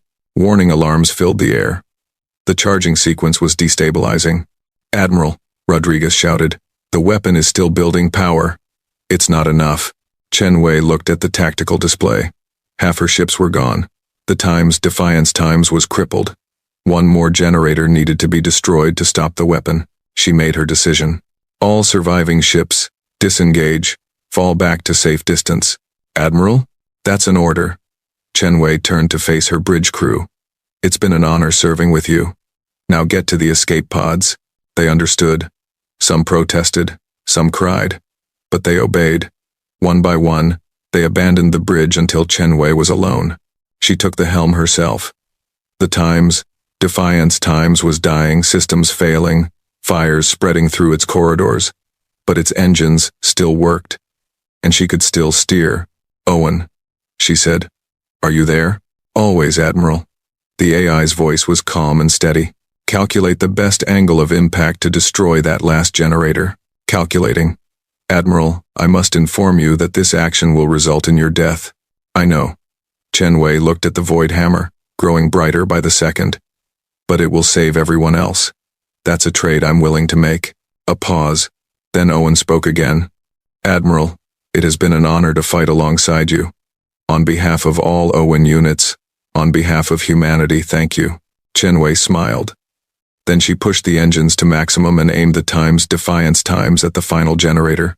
The impact was spectacular. The generator exploded. The chain reaction spread through the station. The charging sequence collapsed in on itself and the void hammer tore apart, its terrible energy dispersing harmlessly into the void. The threat was over. On Axion Prime, High Arbiter Zethron received the news. The void hammer was destroyed. His last hope was gone. He sat in silence for a long moment. Around him, the palace shook from orbital bombardment. The coalition fleet had broken through the final defenses. Troops would be landing soon. His advisors had fled. His guards had abandoned their posts. He was alone. Footsteps echoed in the throne room. Zethron looked up to see a group of figures entering humans, Drell, Yith, and others. Coalition forces. They had reached him faster than he expected. One of them stepped forward. Zethron recognized her from intelligence reports. Elena Vasquez, the human ambassador who had become the face of the enemy. High Arbiter Zethron, Elena said. Your fleet is destroyed. Your weapon is gone. Your empire is collapsing. This war is over. Zethron stared at her. This small, fragile creature that belonged to a species he had ordered exterminated. This primitive that had somehow brought down everything he had built. How? He asked. His voice was hollow. How did you do this? We ruled 1,000 stars. We had technology beyond your comprehension. We had power that you could not imagine. How did primitives like you defeat us? Elena was quiet for a moment. Then she spoke. You want to know how? You really don't understand, do you? She shook her head slowly. You've been at the top for so long that you forgot what it's like to struggle. You conquered so many species that you forgot what real resistance looks like. You thought power meant having the biggest ships, the most advanced weapons, the longest history. She stepped closer to the throne. Power is not about what you have. It's about what you're willing to do, what you're willing to sacrifice, what you're willing to become. Her eyes met his. You tried to destroy us, and we decided that we would rather die than let that happen. Every human, every ship, every resource we put, everything we had into this fight, not because we thought we could win, but because we refused to lose. That's insane, Zethron whispered. Maybe. But it worked. Elena gestured at the window, where coalition ships now orbited the planet. Your empire was built on fear and domination. Ours was built on desperation and hope. Yours made people obey. Ours made people fight. She turned to the soldiers behind her. Take him into custody. Make sure he's treated fairly. We're not going to become what we fought against. The soldiers moved forward. Zethron did not resist. There was no point. As they led him away, he looked back at Elena one last time. What will you do now? He asked. You've destroyed the empire. Will you take its place? Will you rule in my stead? Elena shook her head. No, we're not here to conquer. We're here to free. And she meant it. The months that followed were difficult. An empire that had stood for 40,000 years could not be dismantled overnight. Coalition forces spread across Corvathan space, not as conquerors, but as peacekeepers. They helped establish new governments. They freed slave species. They provided aid to worlds that had been devastated by the war. Elena Vasquez led the diplomatic efforts. She spent countless hours negotiating with different factions, trying to build a new order from the ruins of the old. It was exhausting work, frustrating work, but necessary work. Marcus Cole recovered from his wounds and returned to engineering. He oversaw the conversion of war industries to peaceful production.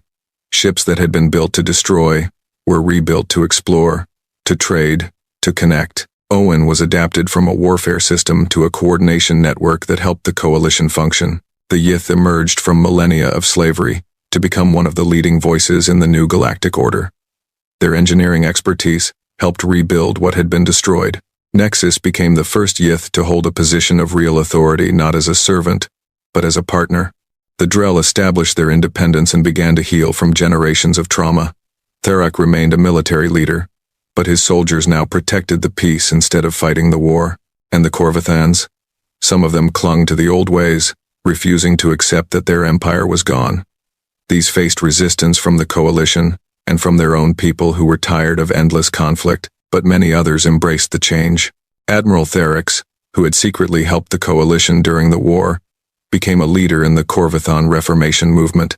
He argued that his people could find a new purpose not as conquerors, but as contributors to a galactic community. 1 year after the Battle of Axion Prime, a ceremony was held on Earth.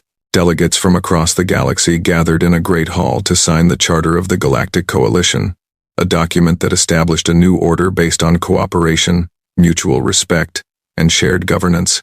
Elena Vasquez gave the closing speech. 1 year ago, we were a primitive species that the galaxy laughed at. We had one ugly ship and a desperate hope. We were told that we didn't matter, that we had nothing to offer, that we should accept our place at the bottom of the hierarchy and be grateful we were allowed to exist. She looked out at the assembled delegates, humans and aliens, former enemies and new friends. We refused. Not because we believed we were better than anyone else. Not because we wanted power or glory or revenge. We refused because we believed that every species has worth. Every people has potential. Every being deserves the chance to grow, to learn, to become something more than they were. She paused, letting her words sink in. The old empire was built on the idea that some species are superior to others. That strength gives you the right to dominate. That history and technology determine your value. We proved that idea wrong, not by becoming the new rulers, but by building something different. Something where every voice matters, where every species contributes, where we're all in this together.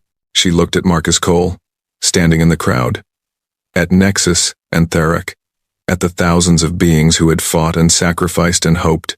The galaxy laughed at us. Then they feared us. Now I hope they'll stand with us. Because the future isn't about who has the biggest ships or the oldest history. It's about what we build together. The charter was signed. The coalition was born. Later that day, Elena and Marcus walked through a memorial park that had been built near the ceremony hall. It was filled with monuments to those who had died in the war, human and alien alike. Admiral Chen Wei's name was carved prominently on the central monument, along with thousands of others. They stopped at a display case containing a battered piece of metal. It was a fragment of the original times, Perseverance times, the ugly little ship that had started everything. Sometimes I still can't believe it, Marcus said quietly. A prototype built from scraps. That's all we had. It was never about the ship, Elena replied. It was about what the ship represented. A species that wouldn't give up, that would build and fight and sacrifice anything to survive. And now look at us.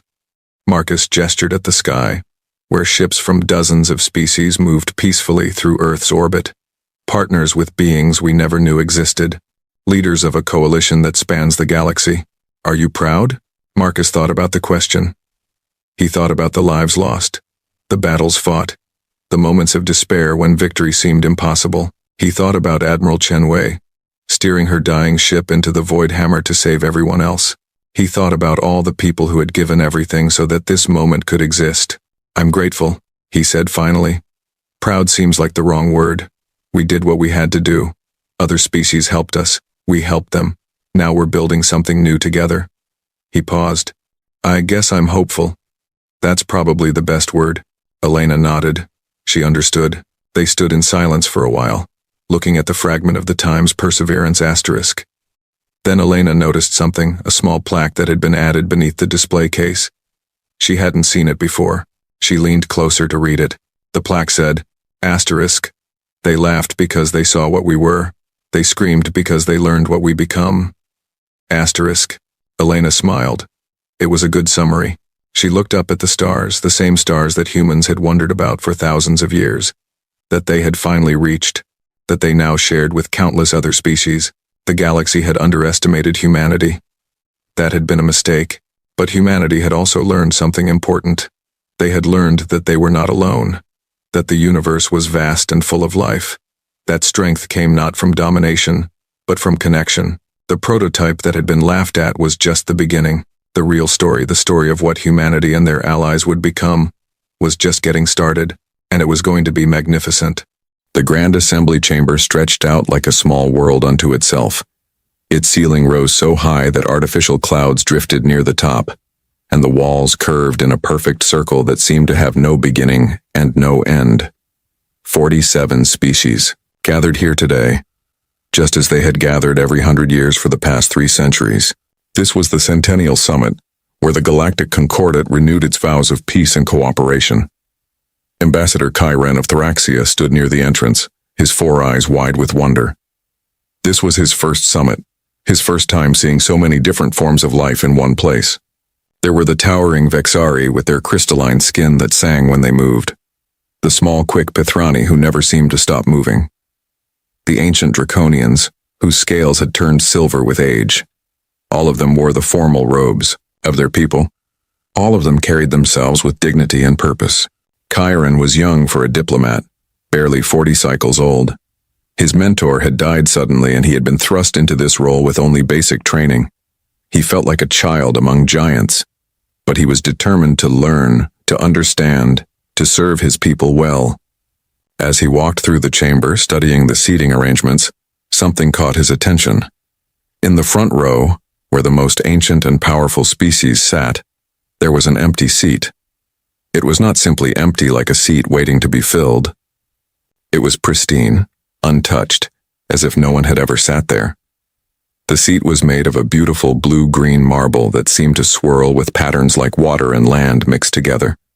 Strange symbols were carved into the armrests, symbols Kai Ren did not recognize. He moved closer, curious.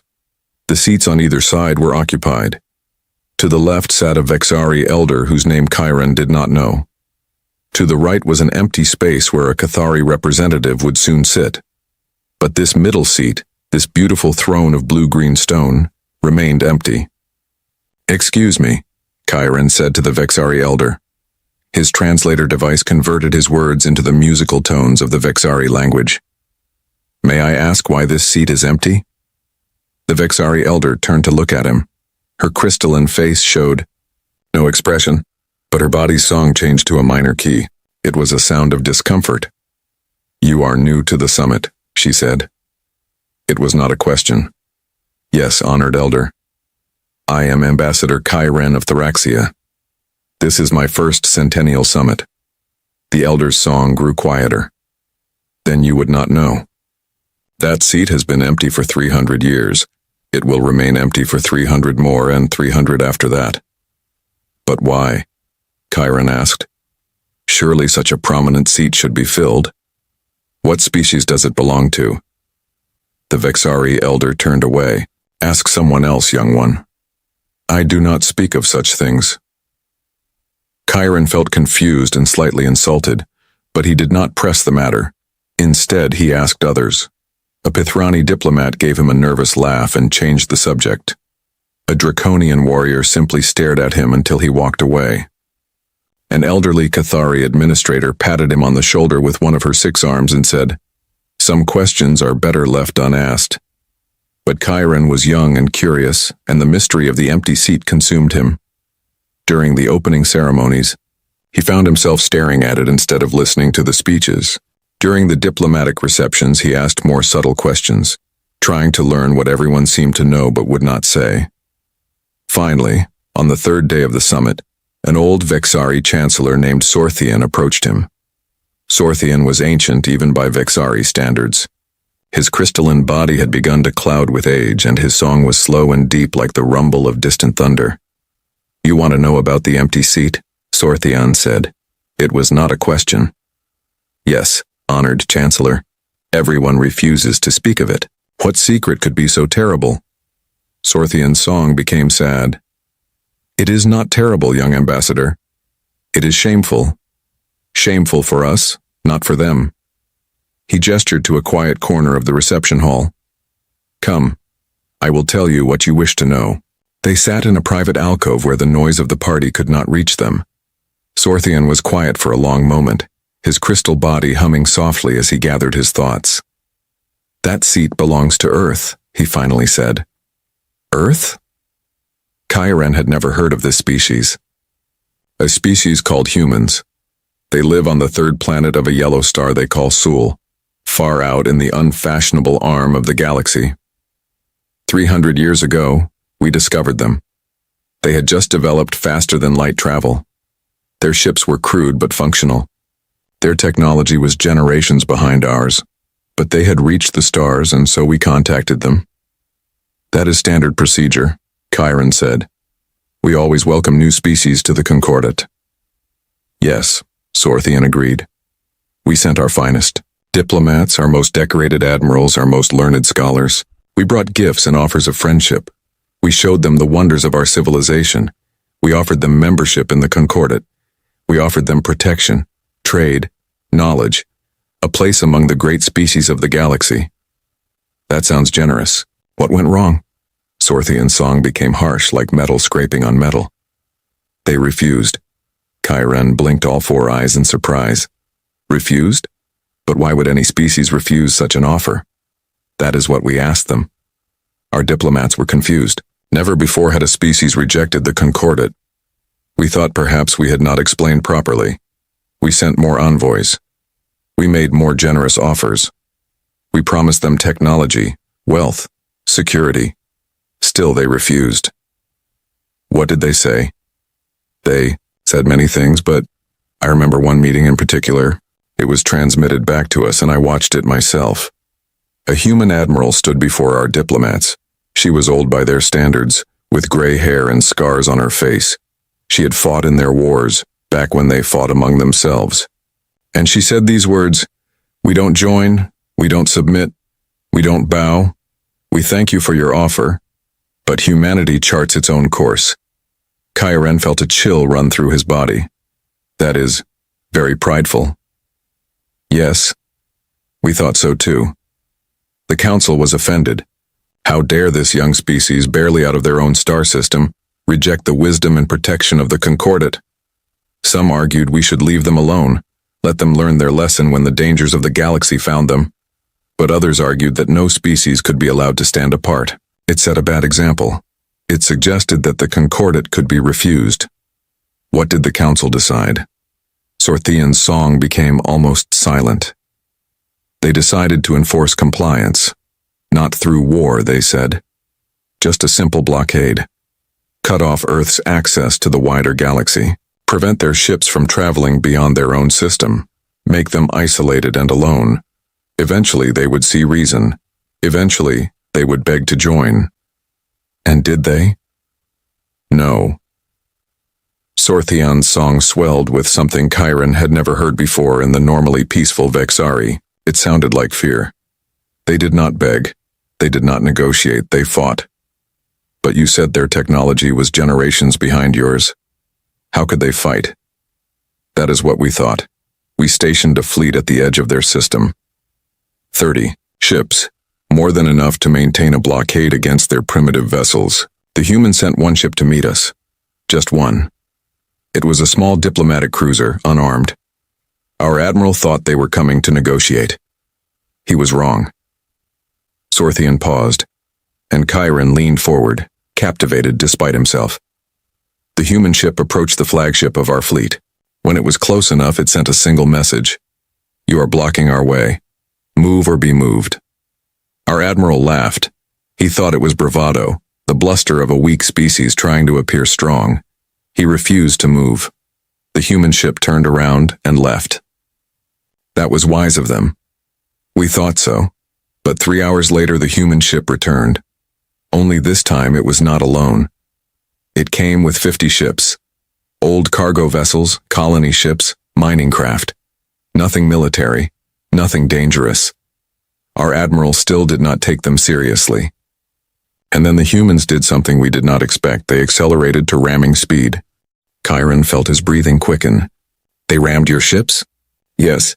The cargo vessels were filled with explosives. The colony ships had evacuated all civilians first, then turned themselves into kinetic weapons. They moved at speeds that should have torn their ships apart. Some did tear apart before they reached us, but enough survived. They destroyed 3 of our ships and damaged 7 more. Then they retreated. That is insane, Kyren whispered. That is what we said. Our admiral sent a message to Earth demanding an explanation, threatening retaliation. The humans sent back a video. It showed humans throughout their history. Soldiers throwing themselves on grenades to save their friends. Pilots crashing their burning planes into enemy ships. Crews staying aboard sinking vessels to give others time to escape. The message with the video said, "We have a word for what we just did. We call it Tuesday." Kyren did not understand. Tuesday? It is one of their days of the week. They were saying that such sacrifice was ordinary to them. Normal. Expected. Sorthian's song became mournful. The council authorized military action. They sent more ships better armed. Over the next 2 years, there were dozens of skirmishes, small battles at the edge of the Sol system, and in every battle the humans fought with a fury we had never seen. Surely your superior technology won. Technology means nothing when your enemy does not fear death. We won battles, yes. We destroyed their ships, yes. But they made us pay for every victory. They turned asteroids into weapons. They hid bombs inside disabled ships waiting for us to board them. They sent false surrender signals, then detonated nuclear weapons when our ships came close. They mined the space around their colonies with so many explosives that our ships could not approach safely. Sorthian paused to let his words sink in. And then came the Battle of Luna's shadow. What happened? Luna is Earth's moon. Humans had built a military base inside it. Our fleet decided to capture it, to use it as leverage against Earth. We sent ground troops, the best soldiers from a dozen species. The battle was fierce. The humans fought for every corridor, every room. They refused to surrender even when we cornered them. And when they realized they would lose, they activated the base's self-destruct system. Chiron felt cold. They destroyed their own base? They destroyed the entire facility. 40,000 of our soldiers died in the explosion. 3 of our transport ships were caught in the blast. And the humans sent a message afterward. It said, "You cannot take what we will not give. You cannot hold what we are willing to destroy. Leave now or learn this lesson again and again until you understand." What did the council do? Sorthian's song was barely audible now. They counted the cost. In 2 years of conflict, we had lost 23% of our military fleet. We had not captured a single human world. We had not forced a single human to surrender, and the intelligence report said the humans were just beginning to mobilize their full war machine. They had converted their civilian economy to military production. They were building ships faster than we could destroy them, and every human seemed willing to die rather than submit. So the council gave up? The council made peace. We withdrew our ships. We lifted the blockade. We offered a treaty of non-aggression, which the humans accepted. And we left that seat empty in the Grand Assembly as a reminder. A reminder of what? Sorthian looked at Chiron with his clouded crystalline eyes. A reminder that some species cannot be conquered. They can only be destroyed, and the cost of destroying them is too high. Earth's seat remains empty because humans will never join the Concordat. They will never submit to any authority but their own. They will never bow, never kneel, never accept our protection or our rule. Chiron stared at the old chancellor. But that is not how civilization works. Every species must cooperate, must compromise, must sometimes accept the authority of others for the greater good. Yes, Sorthian agreed. Every species in this galaxy has done so. Every species has submitted to someone at some point in their history. We Vexari were conquered by the Draconians 2,000 years ago. We accepted their rule for 3 centuries, before earning our freedom through loyal service. The Cathari joined the Concordat to avoid extinction by the Vexari. The Pithrani submitted to the Council to gain protection from raiders. Every species here has bent the knee at some point. Every species except humanity. That cannot be true, surely in their history. I studied their history after the war, Sorthian interrupted. They have a saying they put on monuments all across their worlds. It says, "Death before dishonor, extinction before chains." And they mean it. In their history, there are hundreds of examples of humans choosing death over submission. Soldiers who fought to the last bullet, then the last blade, then their bare hands. Civilians who burned their cities rather than surrender them. Rebels who kept fighting even when defeat was certain. It is woven into their culture, into their very nature. Chiron looked at the empty seat with new eyes. It was not just furniture. It was a warning. A memorial. A promise. "Does anyone ever sit there?" he asked quietly. "No, we keep it clean and maintained. Every summit we send an invitation to Earth. Every summit they decline. They do not want to join us. They do not need us, and after what we did to them, they do not trust us. What if we need them?" Sorthian's song became sharp with surprise. What? What if the Concordat needed Earth's help? Would they come? The old chancellor thought for a long moment. I do not know, perhaps not. Humans are strange. They seem to love freedom more than life itself, but they also have a strange sense of honor. They help those who are weak, even if it costs them, but they never forgive those who try to control them. Chiron nodded slowly. He looked at the empty seat and felt he was beginning to understand. The seat was not empty because humans were too proud to sit in it. The seat was empty because humans did not want to sit in it. They did not want to be part of a council, a hierarchy, a system where someone else made the rules. Thank you for telling me this, honored chancellor. You are welcome, young ambassador. But let me give you one more piece of advice. Sorthian's song became serious. Do not speak too loudly about Earth or humans. Many species here are still ashamed of what happened. Many still fear them. And some still resent them for refusing to join us. The empty seat is a wound that has never fully healed. Chiron promised to be discreet, but as the summit continued over the following days, He could not stop thinking about Earth and the species called humans. He began researching them in the Concordat archives. Most of the files were classified, but some were available to ambassadors. He read reports from the war, casualty figures, tactical analyses. He watched videos of human ships ramming Concordat vessels. He read transcripts of intercepted human communications. And one phrase kept appearing in those communications, over and over. Human soldiers said it to each other before battle. Human pilots said it before flying into danger. Human commanders said it when ordering what seemed like suicide missions. The phrase was simple: someone has to. Chiron did not understand it at first. Someone has to what? But as he read more, he began to see. Someone has to stand and fight. Someone has to sacrifice. Someone has to refuse to submit. Someone has to show that freedom is worth dying for. It was not bravado. It was not stupidity. It was a deep belief that some things mattered more than survival. And humans believed freedom was one of those things. The summit ended, and the delegates returned to their homeworlds. Chiron went back to Theraxia with a mind full of questions and a new understanding of the galaxy. The Concordat was not perfect. It was not even always right. It had tried to force a species into submission, and that species had taught them a hard lesson.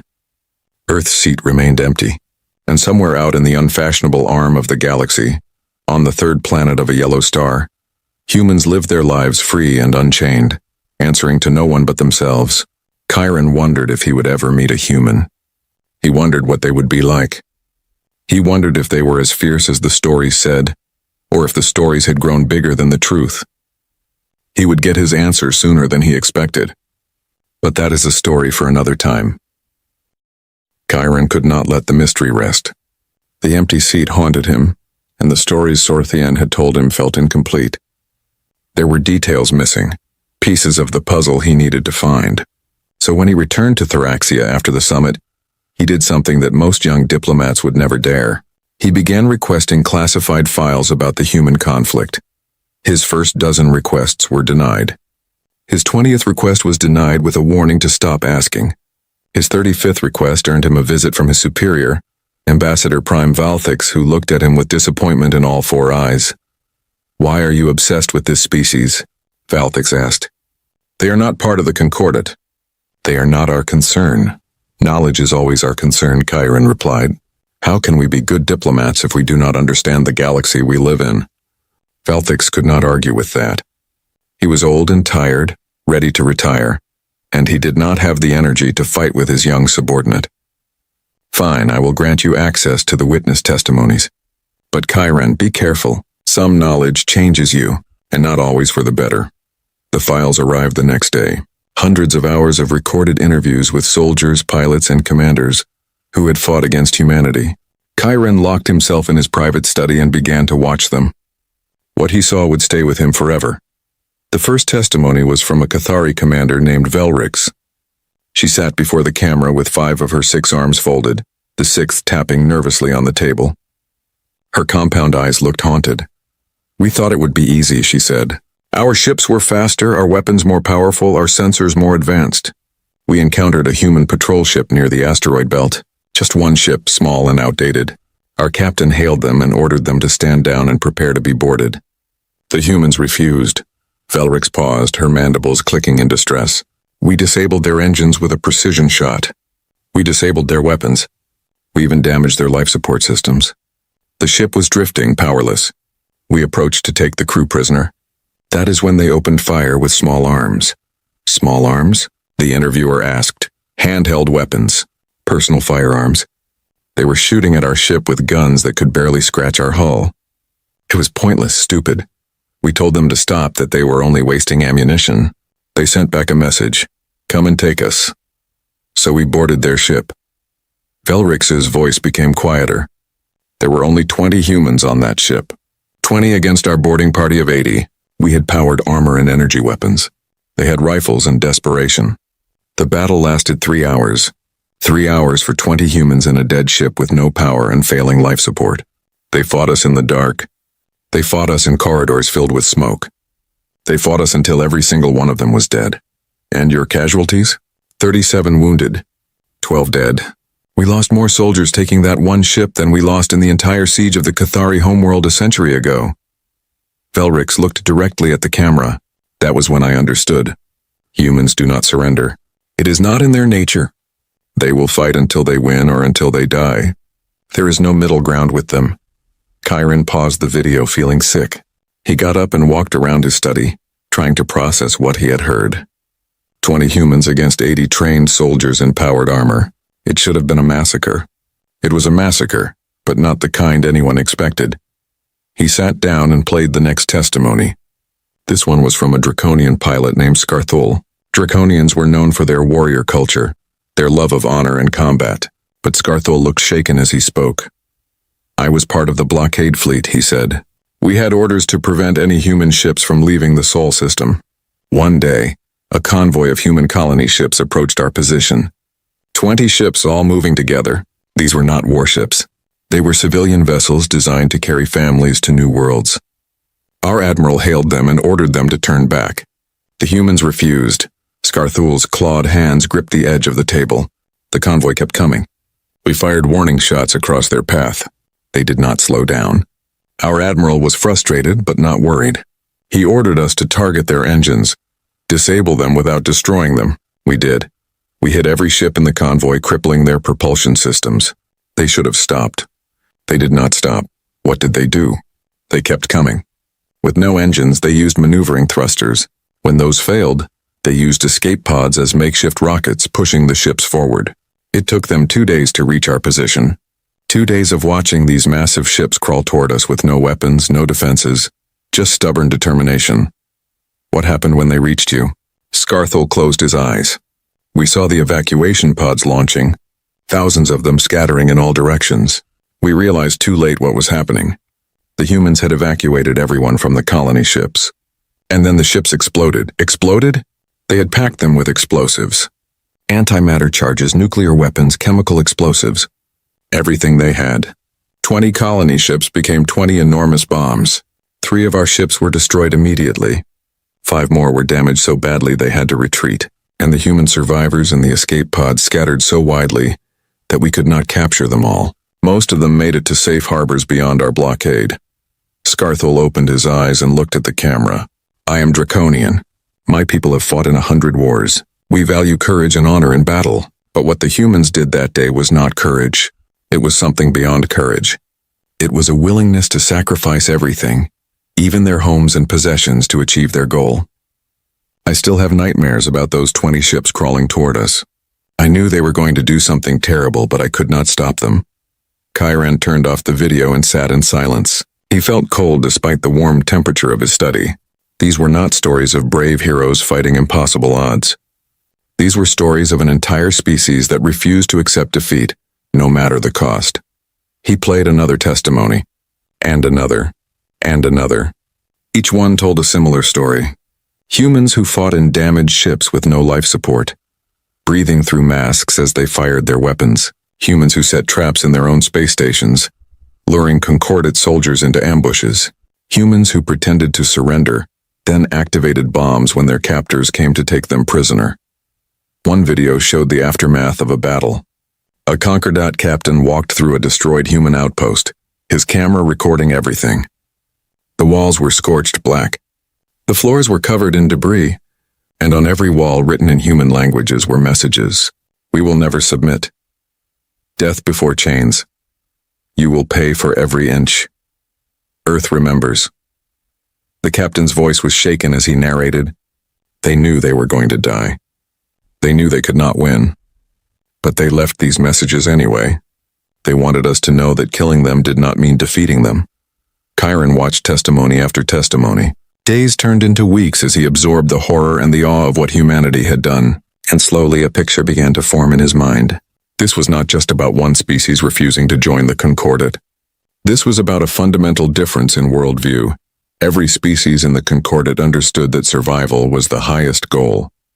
Yes, there were principles and values, but when faced with extinction, every species would compromise. Every species would bend rather than break. It was logical. It was rational. It was the way civilization worked. But humans did not think this way. To them, some things were worth dying for. Freedom was worth dying for. Independence was worth dying for. The right to choose their own path was worth dying for. They would rather die as free beings than live as subjects. Kyren found a video file labeled Battle of Luna's Shadow, Full Report. He hesitated before opening it. Sorthian had told him about this battle, but the old Chancellor's description had been brief. This file was 8 hours long. He watched it. He watched all 8 hours, and when it was over, he sat in his dark study with tears running down his face from all 4 eyes. The Battle of Luna's Shadow had been brutal. 40,000 Concordat soldiers had been deployed to capture the human base inside Earth's moon. The base was critical to Earth's defense network, and the Concordat wanted to use it as leverage. The battle had lasted 6 days. The humans fought for every corridor, every room, every inch of ground. They used tactics that no civilized species would consider. They flooded sections of the base with radiation to slow the Concordat advance. They collapsed tunnels on their own people to block enemy movement. They fought hand-to-hand with knives and tools when their ammunition ran out. On the 6th day, the Concordat forces finally cornered the last group of human defenders in the central command room. There were only 200 humans left out of the original 5,000 defenders. They were out of ammunition, out of supplies, out of options. The Concordat commander gave them one final chance to surrender. The human commander, a woman named Colonel Sarah Chen, appeared on the video screen. She was covered in blood and dust. Her left arm was in a makeshift sling, but her eyes were clear and steady. "We have a message for your council," she said. "You think you can take what is ours. You think you can force us to join you. You are wrong. This base is ours. Luna is ours. Earth is ours, and you cannot have any of it." "Colonel, be reasonable," the Concordat commander said. "You have fought well. You have shown great courage, but you have lost. Surrender now and you will be treated with honor." "We have not lost," Colonel Chen replied. "We have chosen." Those were her last words. 10 seconds later, the base's fusion reactor detonated. The explosion vaporized the entire facility and killed everyone inside, human and Concordat alike. 3 transport ships in orbit were caught in the blast. In total, 43,000 beings died in an instant. But the horror did not end there. After the explosion, Earth sent a message to the Concordat fleet. It was broadcast on all channels, impossible to ignore. The message was a video compilation of similar sacrifices throughout human history. Soldiers destroying bridges while still standing on them, pilots crashing their damaged planes into enemy targets, captains staying aboard sinking ships to ensure others could escape. The message ended with text in multiple languages. "You cannot take what we will not give. You cannot hold what we are willing to destroy. This is not a threat. This is a promise. Leave now, or learn this lesson again and again until you understand." Kyren watched the Concordat fleet's response to this message. He watched as admirals and generals held emergency meetings. He watched as they calculated the cost of continuing the conflict. The numbers were stark. In 2 years, the Concordat had lost 23% of its military fleet. They had killed hundreds of thousands of humans, but they had not captured a single world. They had not forced a single human to join the Concordat, and intelligence suggested that humanity was just beginning to mobilize its full industrial capacity for war. One general put it bluntly, "We can defeat them, but the cost will be millions of our soldiers and thousands of our ships. And for what? To force them into the Concordat? They will never truly join us. They will resist forever. They will sabotage and rebel and make our lives miserable. We cannot conquer a people who prefer death to submission." The council voted to end the conflict. A peace treaty was signed. The blockade was lifted, and Earth's seat in the Grand Assembly was left empty as a reminder of what had happened. Kyren finished watching the files. He sat in his study for a long time thinking about what he had learned. He understood now why people did not want to talk about Earth. It was not just shame, it was fear. Fear of a species that could not be controlled, could not be predicted, could not be defeated in any meaningful way. But Kyren felt something else alongside his fear. He felt respect. He felt awe. And he felt a strange sense of hope. Because if humanity could stand against the entire Concordat and win, what else might they be capable of? He wrote a report summarizing his research. He sent it to the diplomatic archive, where it would be available to any ambassador who wanted to understand humanity. He ended the report with a simple observation. Every species in the galaxy has submitted to someone at some point in their history. Every species has bent the knee, accepted foreign rule, compromised their freedom for survival. Every species except humanity. They have never known submission because they would rather die than submit. This makes them dangerous. This makes them unpredictable. But this also makes them unique. And perhaps in a galaxy where everyone has learned to bow, we need someone who remembers how to stand. Chiron sent the report and closed his files. He thought he was done with humanity. He thought he would never need to think about them again. He was wrong, because 3 months later a distress signal arrived from the outer rim. The signal used old emergency codes that had not been used in 500 years. The message was simple and terrifying. The swarm has returned. The Void Swarm was a legend, a horror story that elder species told to frighten young ones, an extragalactic hive mind that consumed entire worlds, leaving nothing behind but empty rocks and silence. They had appeared 500 years ago and ravaged a dozen systems before mysteriously disappearing back into the void between galaxies.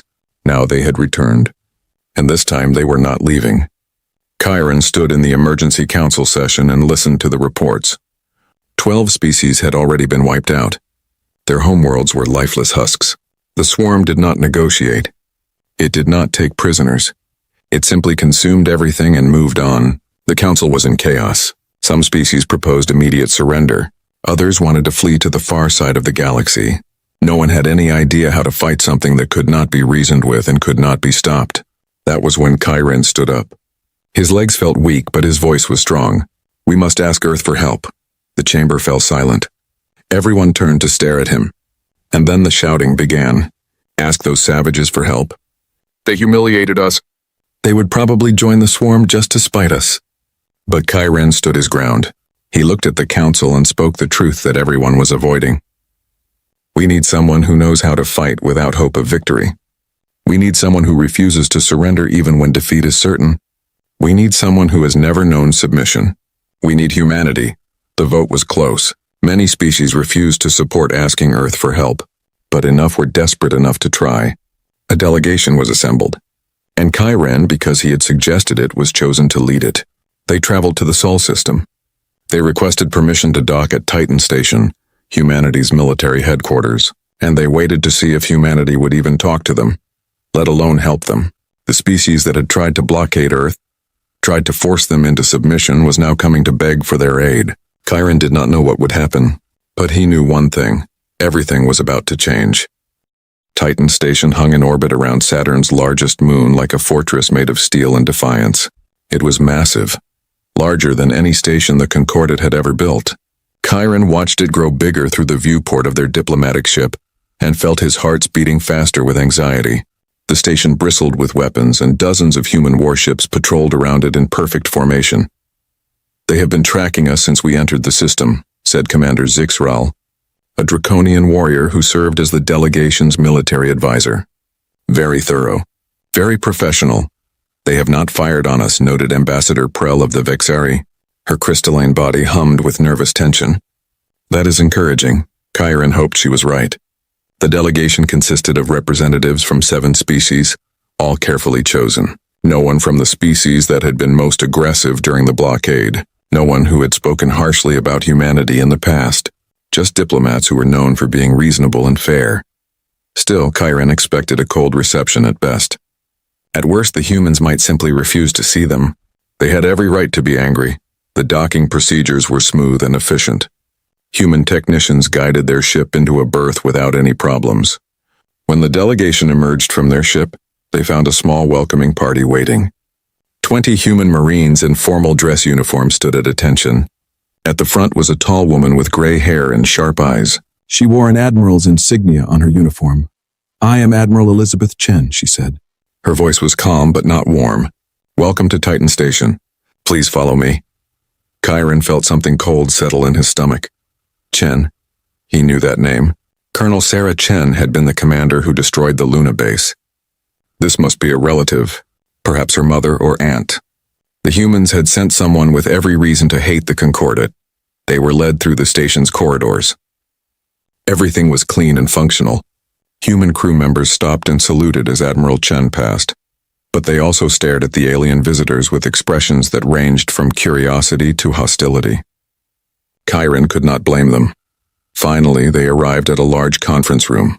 The table was set up with 7 chairs on one side for the delegation, and 1 chair on the other side for Admiral Chen. The symbolism was clear. 7 species against 1 human. But somehow Chiron suspected the human was not intimidated. They all sat down. Admiral Chen folded her hands on the table and looked at each of them in turn. Her gaze was like a laser, cutting through pretense and politeness. When she finally spoke, her words were blunt. "You want our help?" It was not a question, but Chiron answered anyway. "Yes, Admiral. The Void Swarm has returned. In 3 months, 12 species have been completely wiped out. Their homeworlds are dead. We do not know how to stop them. And you think we do?" "No," Chiron said honestly. "But we know that you do not give up. We know that you fight even when victory seems impossible. We need that right now. The Concordat is paralyzed by fear. Half of our species want to surrender. The other half want to run. No one knows how to stand and fight." Admiral Chen's expression did not change. 300 years ago, you blockaded our system. You tried to force us to join your Concordat. You attacked our ships and our stations. 40,000 of your soldiers died at Luna because we refused to surrender. Now you come here asking for help? The words hung in the air like a blade.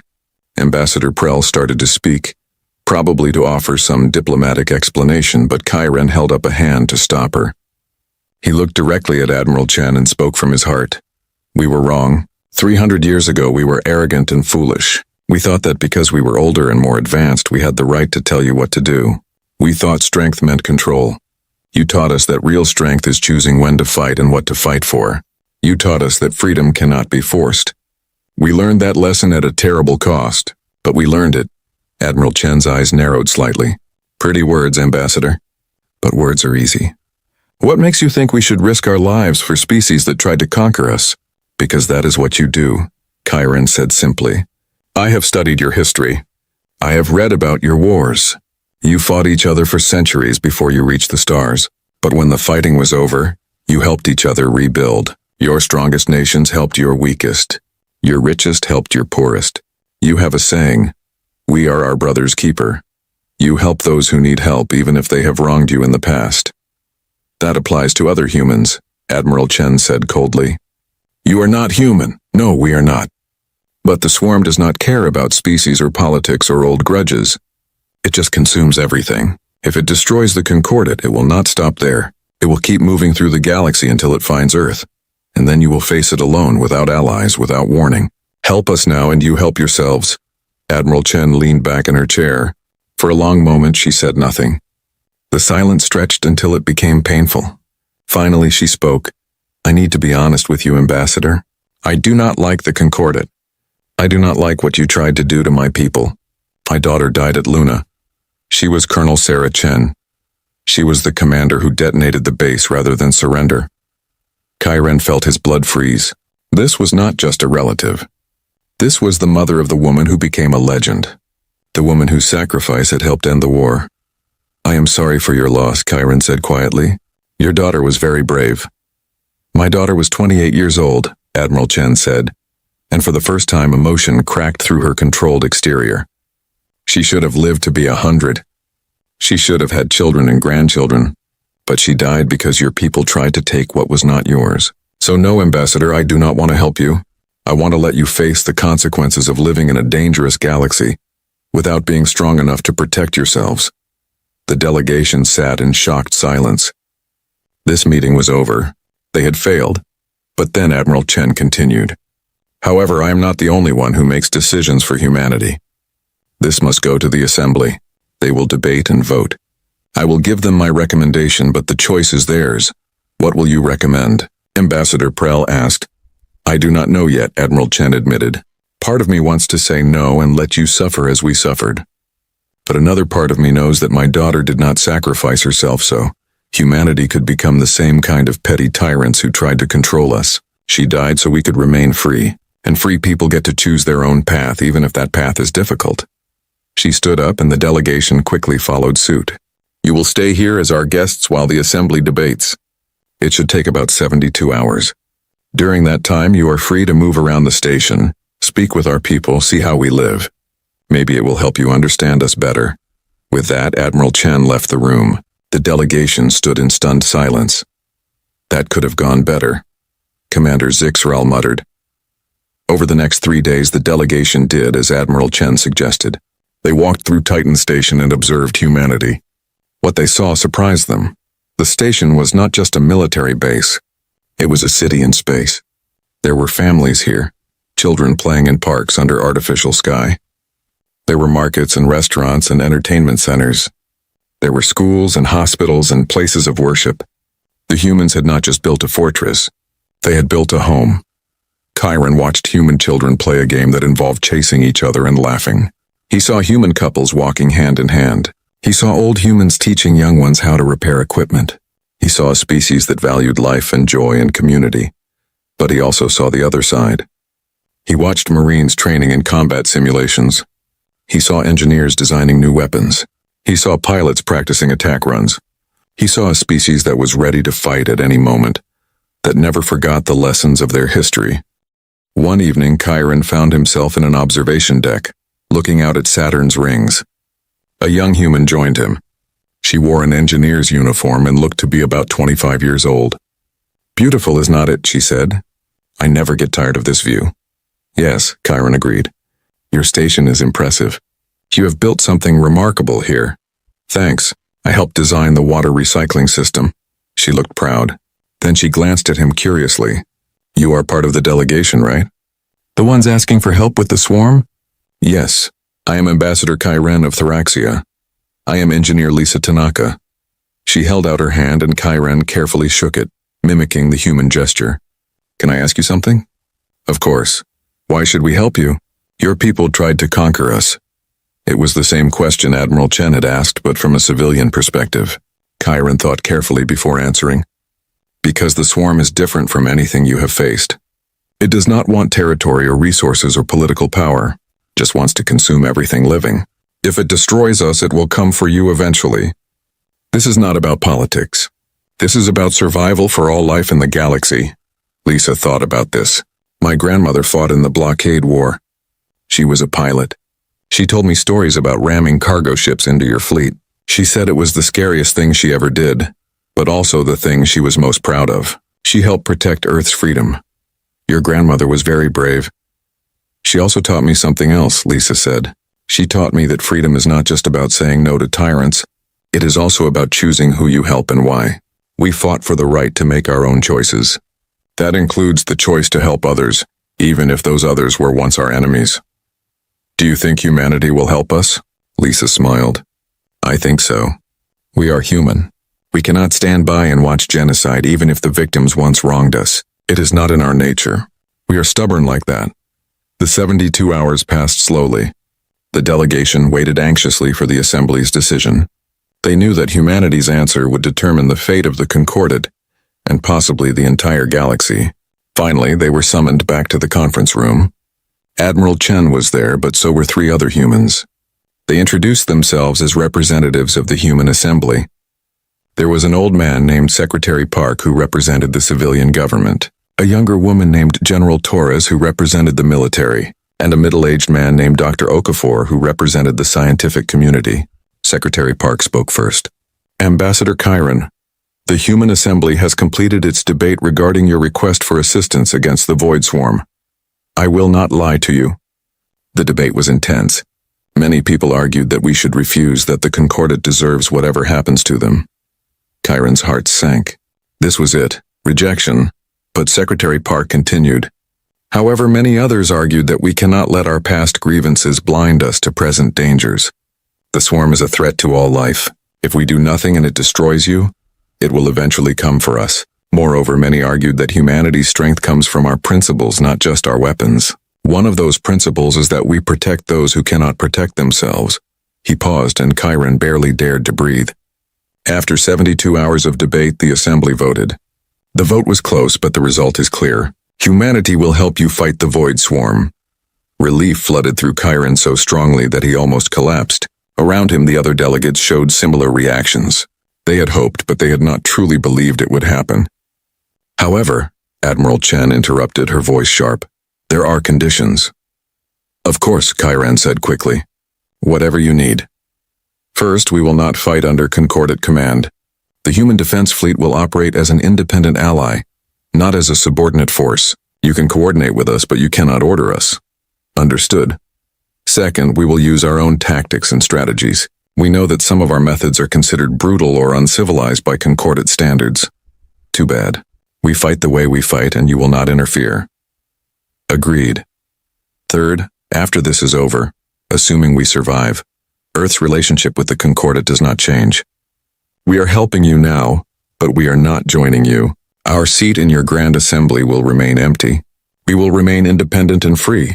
Of course, Chiron said. We would not dare to ask for anything else. Admiral Chen studied him for a long moment. Then she nodded. Very well. The Terran Defense Fleet will mobilize immediately. We will need intelligence on the swarm, everything you have. Ship movements, attack patterns, any data at all. We will provide everything, Ambassador Prell promised. General Torres leaned forward. One more thing. When we fight to win. That means we will do things that might shock you. We will take risks that seem insane. We will sacrifice when necessary. Do not try to stop us. Do not question our methods in the middle of battle. Trust us or this alliance will not work. We trust you, Chiron said, and he meant it.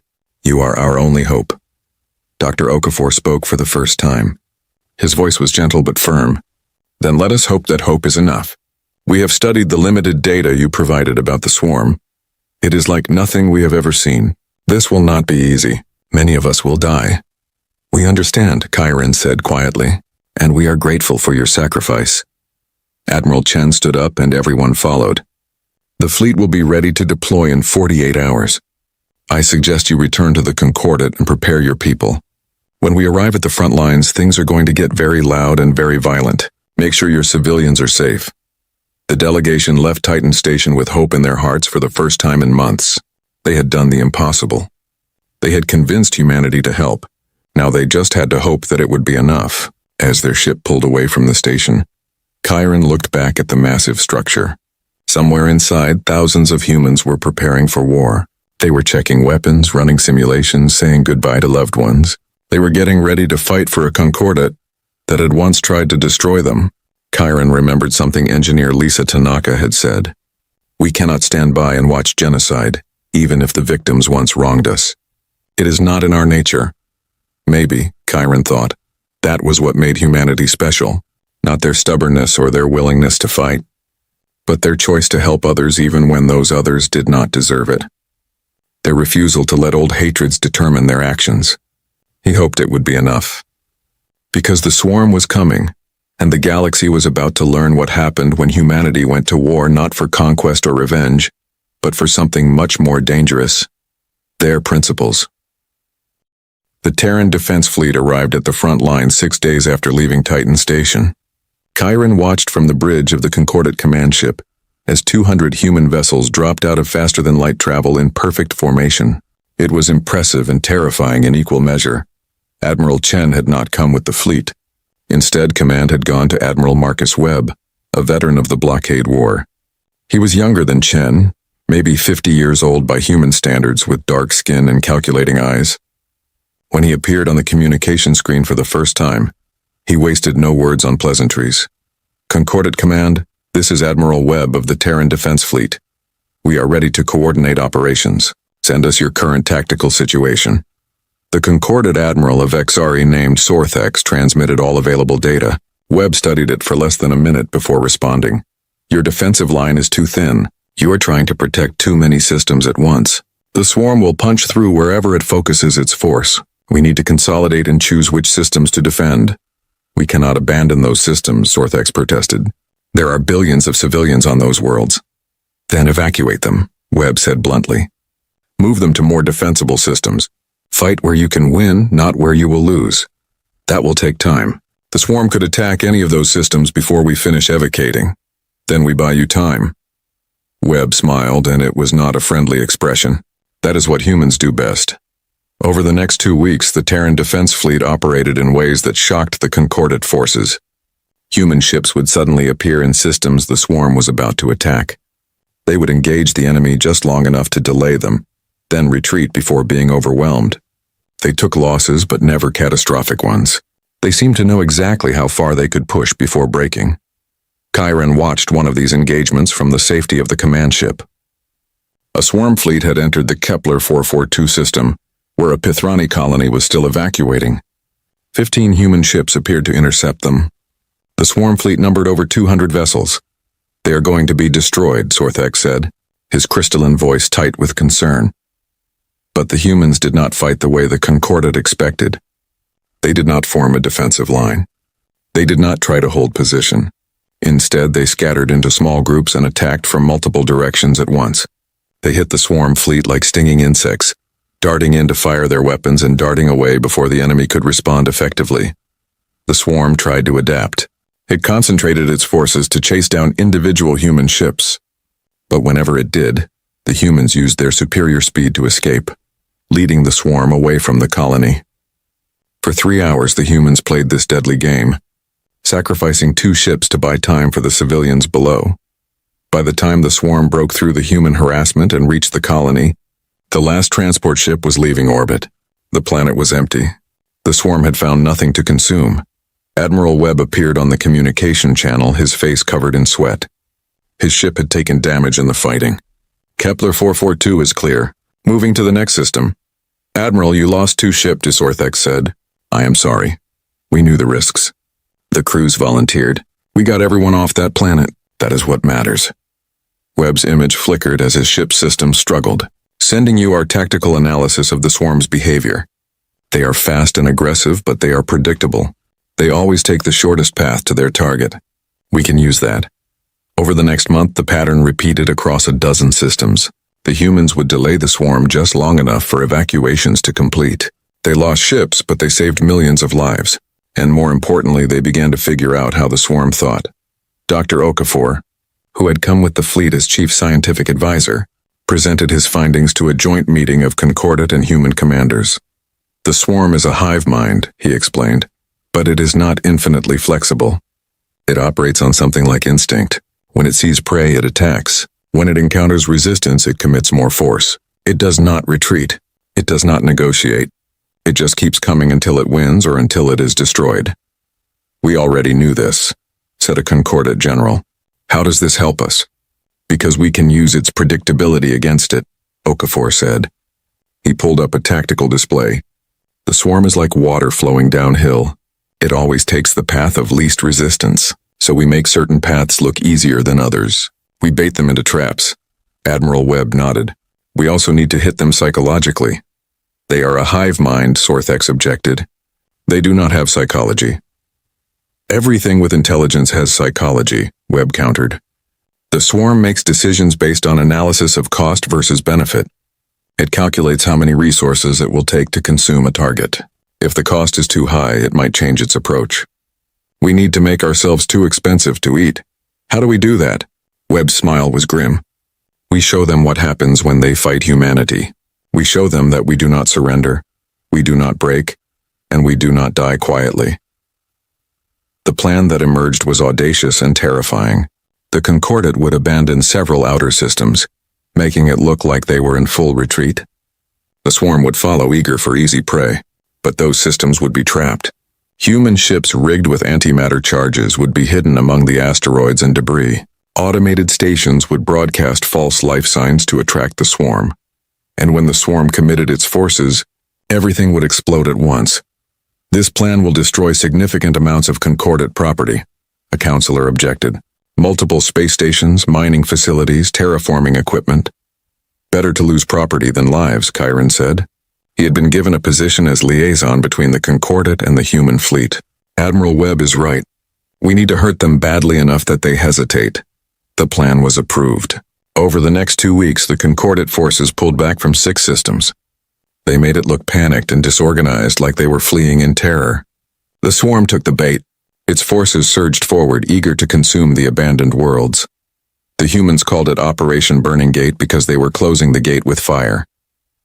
Chiron watched from a safe distance as the trap was sprung. The swarm fleet entered the target systems in massive numbers, over 400 ships spread across 6 locations. They moved toward the space stations and planetary facilities, expecting to find easy resources. Instead, they found automated defenses that fought with unusual ferocity. and sensor readings that suggested millions of lives waiting to be consumed. The swarm committed more ships. It wanted to overwhelm the defenses quickly, and then the humans triggered the trap. 50 human ships that had been hidden among the debris suddenly activated. They were old vessels, most of them decommissioned military ships that had been scheduled for scrap. Each one was packed with antimatter charges and crewed by volunteers who knew they were not coming back. The ships accelerated to ramming speed. The swarm tried to stop them, but it was too late. The humans were too close and too fast. 50 ships struck 50 targets and detonated.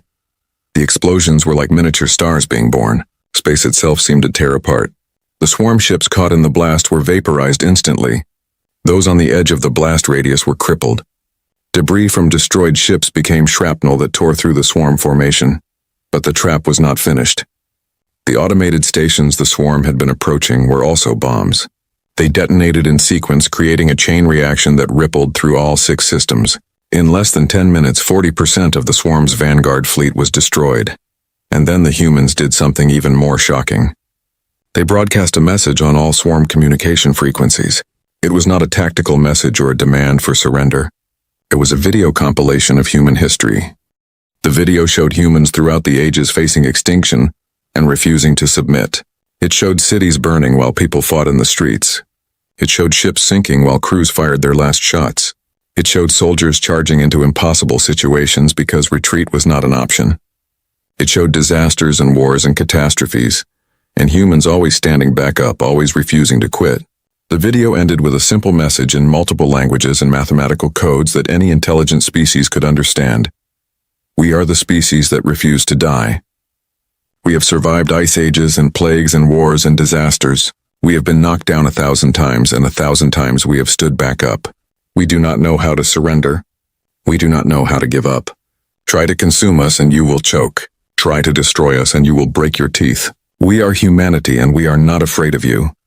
Chiron watched the swarm's response with fascination and horror. For the first time since the war began, the swarm hesitated. Its remaining ships stopped advancing.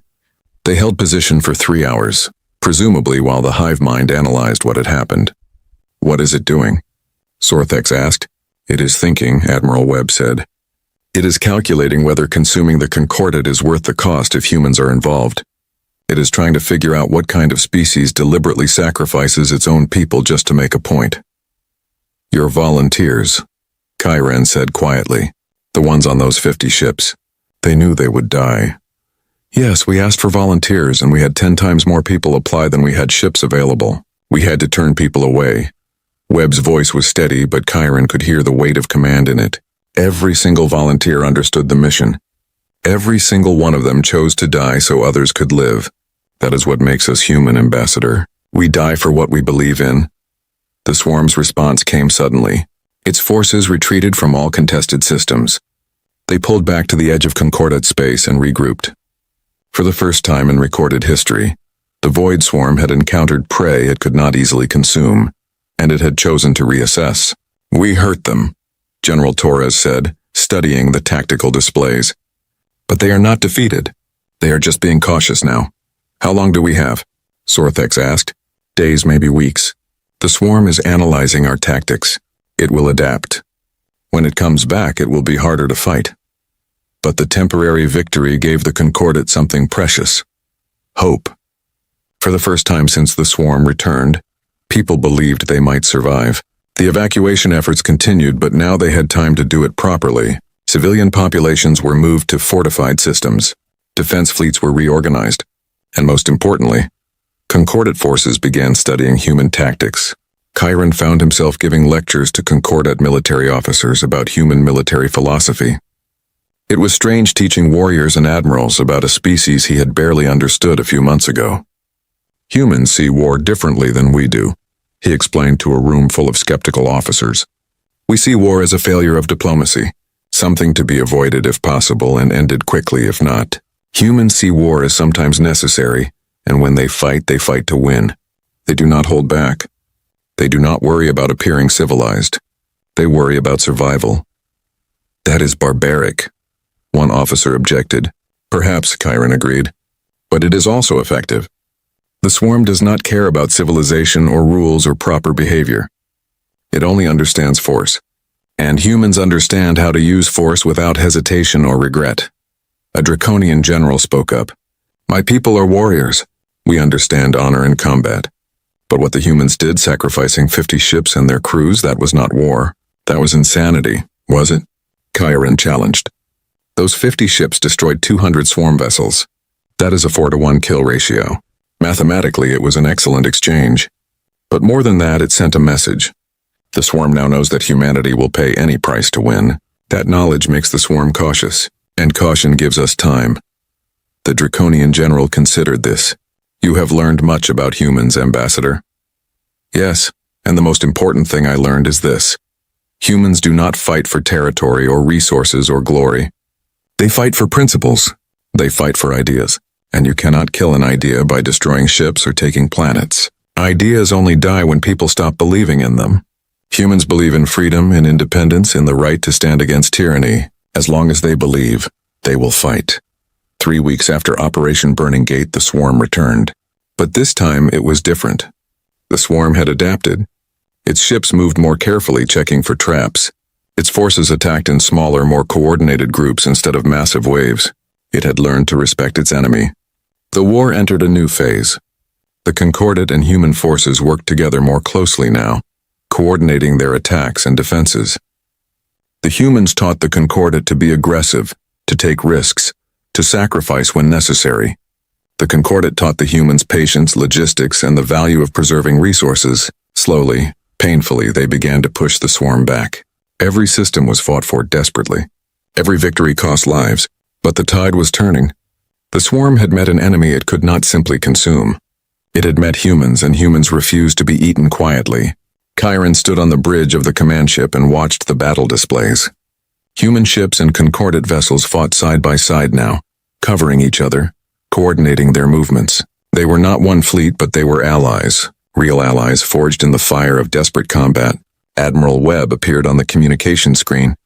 His face was gaunt from weeks of constant combat, but his eyes were bright.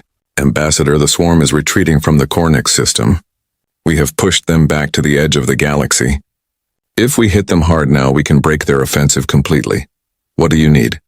Everything you can give me. Every ship, every weapon, every soldier who can fight. This is our chance to end this. Sorthex looked at Chiron. Do we trust them? Chiron looked at the tactical display showing human ships that had been fighting for weeks without rest.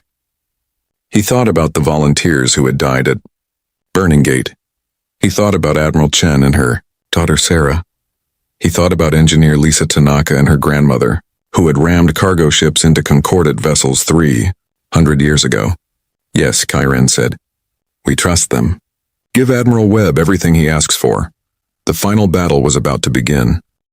The final battle took place at the edge of the galaxy, in a region of space called the Outer Dark. It was an area where stars were scarce, and the void between galaxies began. The swarm had retreated here, regrouping its forces for one last push. If the Concordat and humanity could break them here, the swarm would be forced to withdraw back into the extragalactic void. If they failed, the swarm would recover and continue its consumption of the galaxy. Chiron stood on the bridge of the Concordat flagship, watching the combined fleet assemble.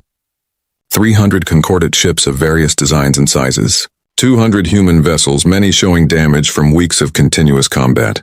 It was the largest fleet ever assembled in known history, representing dozens of species united against a common enemy. Admiral Webb's face appeared on the main screen. Behind him, Chiron could see his command crew working frantically. All ships, this is Admiral Webb. Final weapons check. Final systems check. We go in 20 minutes. Admiral, Sorthex said, our scouts report the swarm has over 500 ships waiting for us. We are outnumbered. We have been outnumbered since this war started, Webb replied. Has not stopped us yet. Besides, we have something the swarm does not have. What is that? Webb smiled. We have a reason to fight. The swarm fights because it is hungry. We fight because we choose to. That makes all the difference. The fleet moved forward in formation, Concordat ships in the center, human ships on the flanks. They had practiced this maneuver dozens of times over the past weeks, coordinating their movements, learning each other's patterns. They were not one military, but they had learned to fight as one force.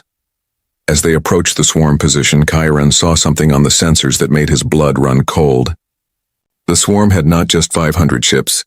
There were over 800, with more emerging from the intergalactic void. They were waiting for us, Sorthex said, his crystalline voice cracking with fear. It is a trap. We need to retreat. No, Admiral Webb's voice was firm. We commit. If we retreat now, the swarm will chase us back into concordate space. We end this here one way or another. Admiral, we cannot win against those numbers. We can, Webb insisted, but we need to do it the human way. Are you willing to trust me, Admiral Sorthex? The Vexari Admiral looked at Chiron. Chiron thought about everything he had learned about humanity over the past months. Their stubbornness, their refusal to surrender, their willingness to sacrifice. He thought about the empty seat in the Grand Assembly and what it represented. Trust him, Chiron said quietly. They have never let us down. Sorthex took a deep breath, his body humming with tension. Very well, Admiral Webb, what do you need us to do? I need you to make them angry. Attack their center formation. Make them think you are the main threat. Draw as many ships toward you as possible. That will leave us exposed. We will be surrounded, yes, but that is when we strike. Human fleet will hit them from behind while they are focused on you. We cut off their reinforcements from the void, then collapse their formation from the outside in. It was a desperate plan. It required the concordate forces to act as bait, to draw the full fury of the swarm while trusting that the humans would arrive in time to save them. It required faith, and faith was not something the concordate had practiced much in recent centuries. We will do it, Sorthex said. May the stars guide us all. The concordate fleet broke formation and accelerated toward the swarm center. The swarm responded exactly as Webb had predicted. Hundreds of ships turned to face this new threat, converging on the concordate forces like a tidal wave of alien metal and hunger. Chiron watched the battle unfold on the tactical display. Concordat ships formed a defensive sphere, all weapons firing outward. The swarm crashed against them like waves against a rock. Ships on both sides exploded in brilliant flashes of light. The casualty report started scrolling across his screen too fast to read individual names. Where are the humans? Sorthex demanded. We cannot hold this position much longer. As if in answer, the human fleet appeared behind the swarm formation. But they were not attacking. Instead, they were doing something strange. Every human ship was broadcasting the same signal. The same video that had been shown after Operation Burning Gate. The compilation of human history. Human survival, human refusal to die, what are they doing? A Concordat officer asked. Why are they not attacking? Then Chiron understood. They are not just fighting a battle. They are fighting a war of ideas. They want the swarm to understand what it is facing. The swarm hesitated. For just a moment, its attack on the concordate forces slowed as the hive mind processed this new information, and in that moment of hesitation the human fleet struck. They did not attack with conventional weapons first. Instead, 30 human ships broke formation and accelerated to impossible speeds. They were the same type of vessels used in Operation Burning Gate. Old ships packed with antimatter, crewed by volunteers who knew they were flying their last mission. But this time, the target was different. The human ships headed straight for the rift between galaxies, the void from which the swarm kept bringing reinforcements. They reached the edge of the rift and detonated all at once. The explosion was unlike anything Chiron had ever seen. Space itself seemed to collapse and then expand. The rift shimmered and began to close. The swarm ships still emerging from the void were caught in the collapse, crushed by impossible forces. They sealed the rift, Sorthex whispered in awe. The swarm cannot bring in more ships. Now we finish this, Admiral Webb said. The human fleet, minus the 30 ships that had just sacrificed themselves, crashed into the swarm from behind. They fought with a ferocity that shocked even those who had been fighting beside them for weeks. Human ships rammed swarm vessels. Human pilots flew damaged ships directly into enemy formations before ejecting in escape pods. Human commanders ordered tactics that no sane military would consider. And somehow they worked because the swarm could not predict such insane bravery. The concordate forces, encouraged by the human assault, pressed their own attack. They had learned from humanity. They stopped fighting defensively and started fighting to win. They took risks they would never have taken before. They sacrificed ships to create openings for others to exploit. The battle raged for 18 hours. Ships exploded. Lives were lost by the thousands. But slowly, inexorably, the combined fleet began to push the swarm back. The hive mind tried to adapt, tried to find a way to counter these enemies who refused to behave rationally, but it could not, because you cannot predict someone who chooses principles over survival. Finally, the swarm broke. Its remaining ships turned and fled back toward the intergalactic void, but the rift was closed. They were trapped in the galaxy with nowhere to run. The combined fleet pursued them, destroying ship after ship until the swarm fleet was reduced to scattered remnants. And then, for the first time in recorded history, the void swarm retreated completely. The surviving ships scattered in all directions, fleeing into the depths of space. The threat was not eliminated entirely, but it was broken. The swarm would not return to threaten the galaxy for generations, if ever. On the bridge of the Concordat flagship, everyone stood in stunned silence. They had won. Against impossible odds, they had actually won. Casualty reports, Sorthex said quietly. The numbers were devastating. The Concordat had lost 140 ships. Over 200,000 beings had died, but the human losses were even more staggering.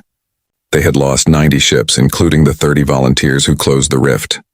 Over 100,000 humans had given their lives in the battle. Kyran felt tears running down his face from all four eyes. So many dead, so much sacrifice, but they had saved the galaxy. Admiral Webb appeared on the screen one last time. His ship was heavily damaged, smoke visible behind him. His face was covered in blood from a head wound. But he was smiling. Concordat fleet, this is Admiral Webb. The swarm is broken. The galaxy is safe. Well done, everyone. Well done.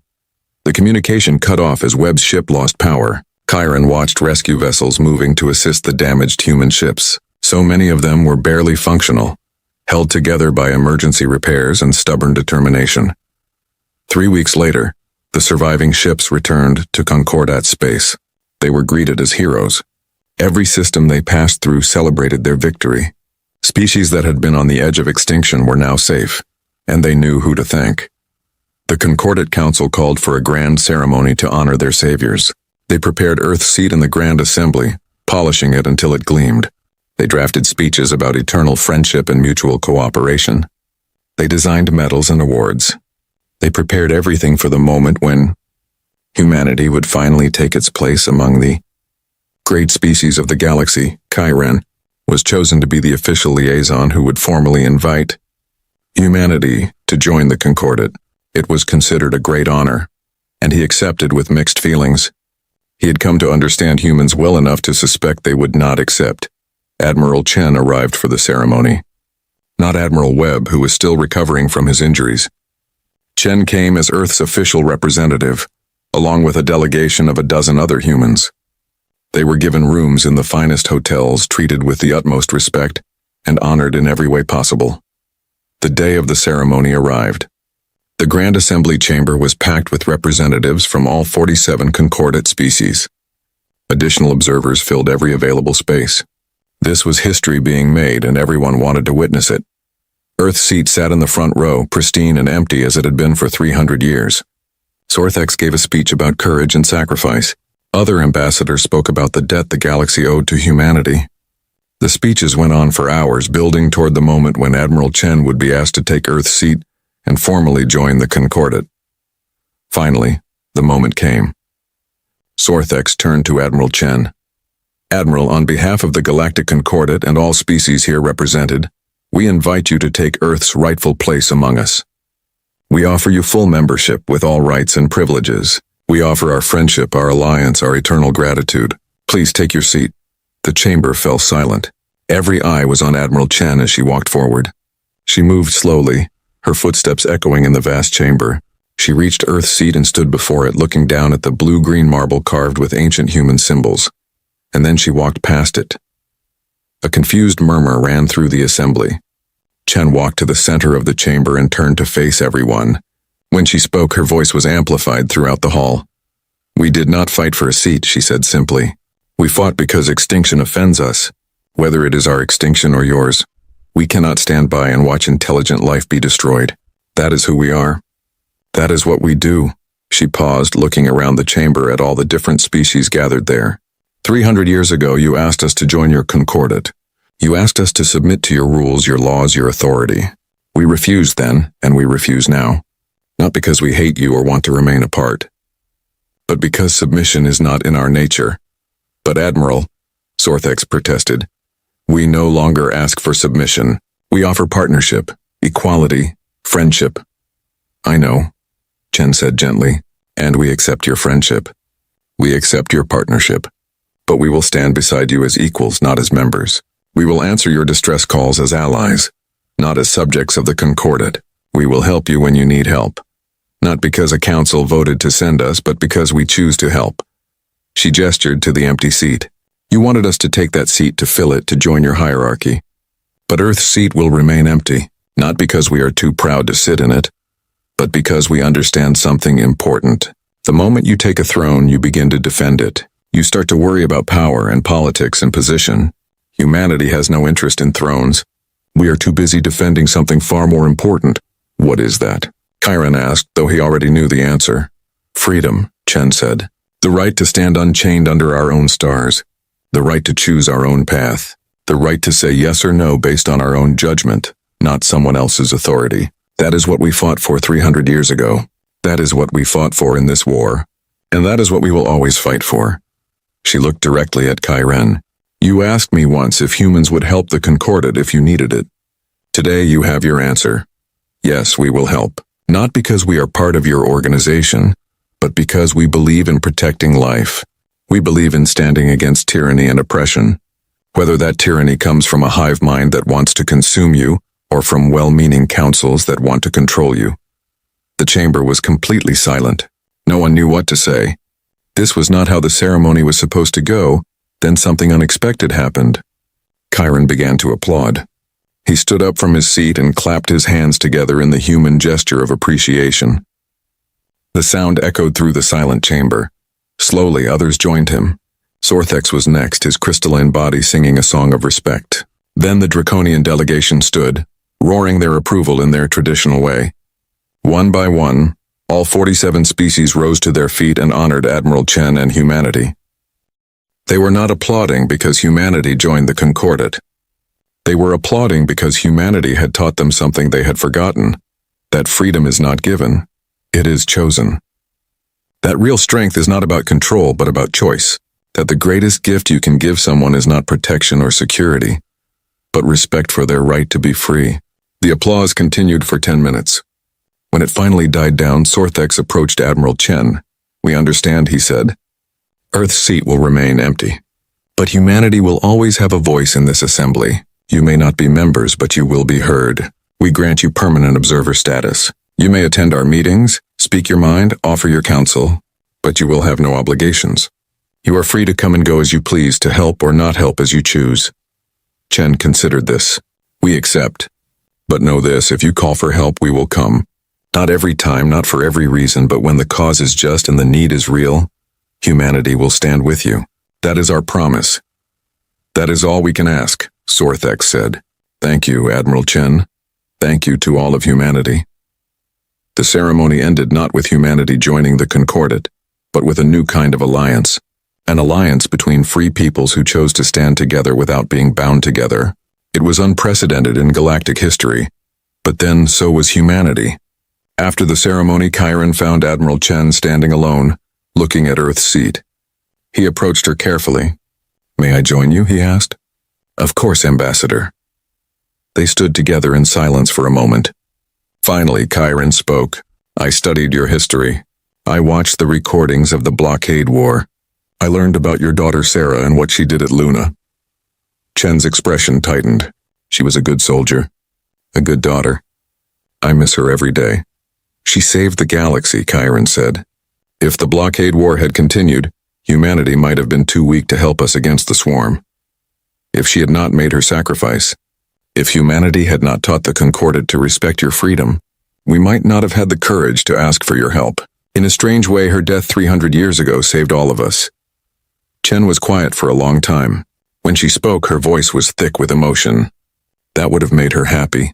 Sarah believed that freedom was worth dying for. She believed that standing up to tyrants, even at the cost of her own life, was the right thing to do. If her death meant that others could remain free, she would consider it a worthy sacrifice. Will you tell me about her? Chiron asked. Not the soldier or the hero. The person. Chen smiled sadly. She loved music. Old Earth jazz from the 20th century. She played the saxophone badly but with great enthusiasm. She wanted to travel to other galaxies, to see what was beyond our own. She loved the stars and everything about space. She used to say that humans were meant to live out here among the stars, free and wild and untamed. She was right, Chiron said. Humanity does belong among the stars, not sitting in councils or taking orders from others, but standing free and helping those who need help. Your daughter understood that. They stood together for a while longer, two beings from different species looking at an empty seat that represented something bigger than either of them could fully articulate. Finally, Chen turned to leave. Ambassador Chiron, she said, thank you for convincing the Concordat to ask for our help. Without you, this alliance would never have happened. I did what was necessary, Chiron said. Just as you did. No, Chen said. You did more than that. You learned to see humans not as savages or enemies, but as people. You understood us when no one else wanted to. That took courage and wisdom. Your people are lucky to have you. She left, and Chiron remained standing before the empty seat. He thought about everything that had happened. The war, the battles, the sacrifices. He thought about the humans who had died to save species that once tried to conquer them. He thought about the future, about this strange new alliance between free peoples. Other ambassadors filed out of the chamber, discussing what had happened. Some were disappointed that humanity had not joined. Others were relieved. But all of them understood that something fundamental had changed. The Concordat had learned that they could not control everyone, that some species had to be approached as equals, not subjects.